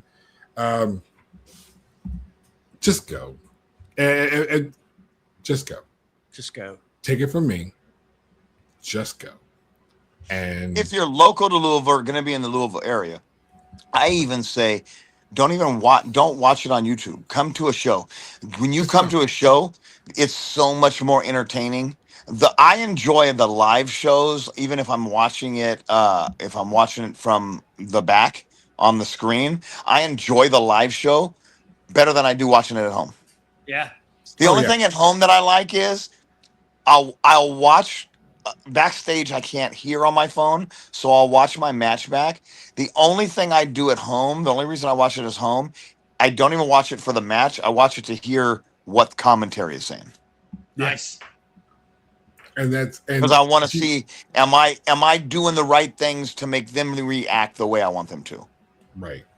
Because it's all a story. Everybody works together. Yep. And I'm telling you, like, if you've not been, go. It's not expensive. If you're local to Louisville or Southern Indiana, it's not far. Just go. Just go. They've got a bunch of events. And then go to ovwrestling.com. They still have events outside of Davis Arena. All kinds of shit around town, man. You were just up the street from me, not kidding, yesterday. OVW was Americana yesterday. Yep. The community center. I wrestled the Muppet Dustin again. The Muppet. A fucking Muppet. Dusty Muppet. A dusty Muppet. He dusted me with that damn title. That's bullshit. See? That's why you call him Dustin. Because he's dusty. That's why. It's fantastic. But I appreciate you guys more than you realize. Man, thank you so much, man. It's been so great having you on the show. And I really want you to watch Mystery Wrestling. And let us know how you feel about Mystery Wrestling. If we do a Mystery Wrestling episode, you're more than welcome to come back and talk. And here's the thing too. If we've been on here for almost 3 hours. We've talked about a lot of stuff. If you think of some, man, you know what? I wish we'd have talked about this. I wish we would have talked more about in his first 5 years or his Vegas or whatever you want to talk about. Let me know. We'll get together. We'll do this again. Oh, anytime you want to do it, I'm good. You are welcome. We'll do this anytime, champ. Yes, anytime. Please. Yeah. Like, and I don't even know what else to say, man. Thank you. Thank you for joining us on the Moon Eagles Wrestling podcast. Thank you guys. If you hung out this whole time, God bless you. Fucking awesome. We I don't know. I can give you the sync pin. I don't know what else to tell you. It's pink. It's a really good pen. I don't know, but again, we're gonna get you. I don't know. We'll get you like a discount code to Malice Manor. Work on that. Tell the missus. It's this close. We need a discount code for our viewers. Something. And I don't know, any of you guys watching here, if you want to follow me on socials, it's just Jay DeNiro on Facebook and Insta. You'll find it like Jay DeNiro like _01 or something like that. Yep. Something crazy. Thank you so much for joining us and this incredible conversation. I feel like we got a brand new best friend. Yeah, right. No shit, dude. Okay, I had a blast, man. This was awesome. I This is hope great. so. And if spread the word in the locker room, because we would love to have anybody and everybody from OVW. Every week we talk so highly of the product, and We love the product. I'm a stupid That's fan. awesome. Like, I'm a fucking mark for OVW, and I'm not afraid to say it. So Yeah, not even close to it ashamed to say has definitely been beyond a privilege and a pleasure having you on, and you're absolutely welcome back anytime, sir. The next OVW De Niro superstar just walked in the room. Hey, Hey. In a couple Isabel years, De Niro. and in a couple of years, we're gonna interview her too. If we're still Absolutely. doing the show. Yep. Thank you guys again. I appreciate you. All right, thank you. And I guess Thank you, champ. with that, for Jay fucking De Niro, our proper the matter of fact, the Midwest All Pro Wrestling Heavyweight Champion. You guys didn't know that until just now, but now you know. So for Joker, I'm the Moon, and this has been Moon Eagles Wrestling. We're out. I guess maybe here in a second it'll tell us when It'll be there. it'll be there. Maybe. Oh, I got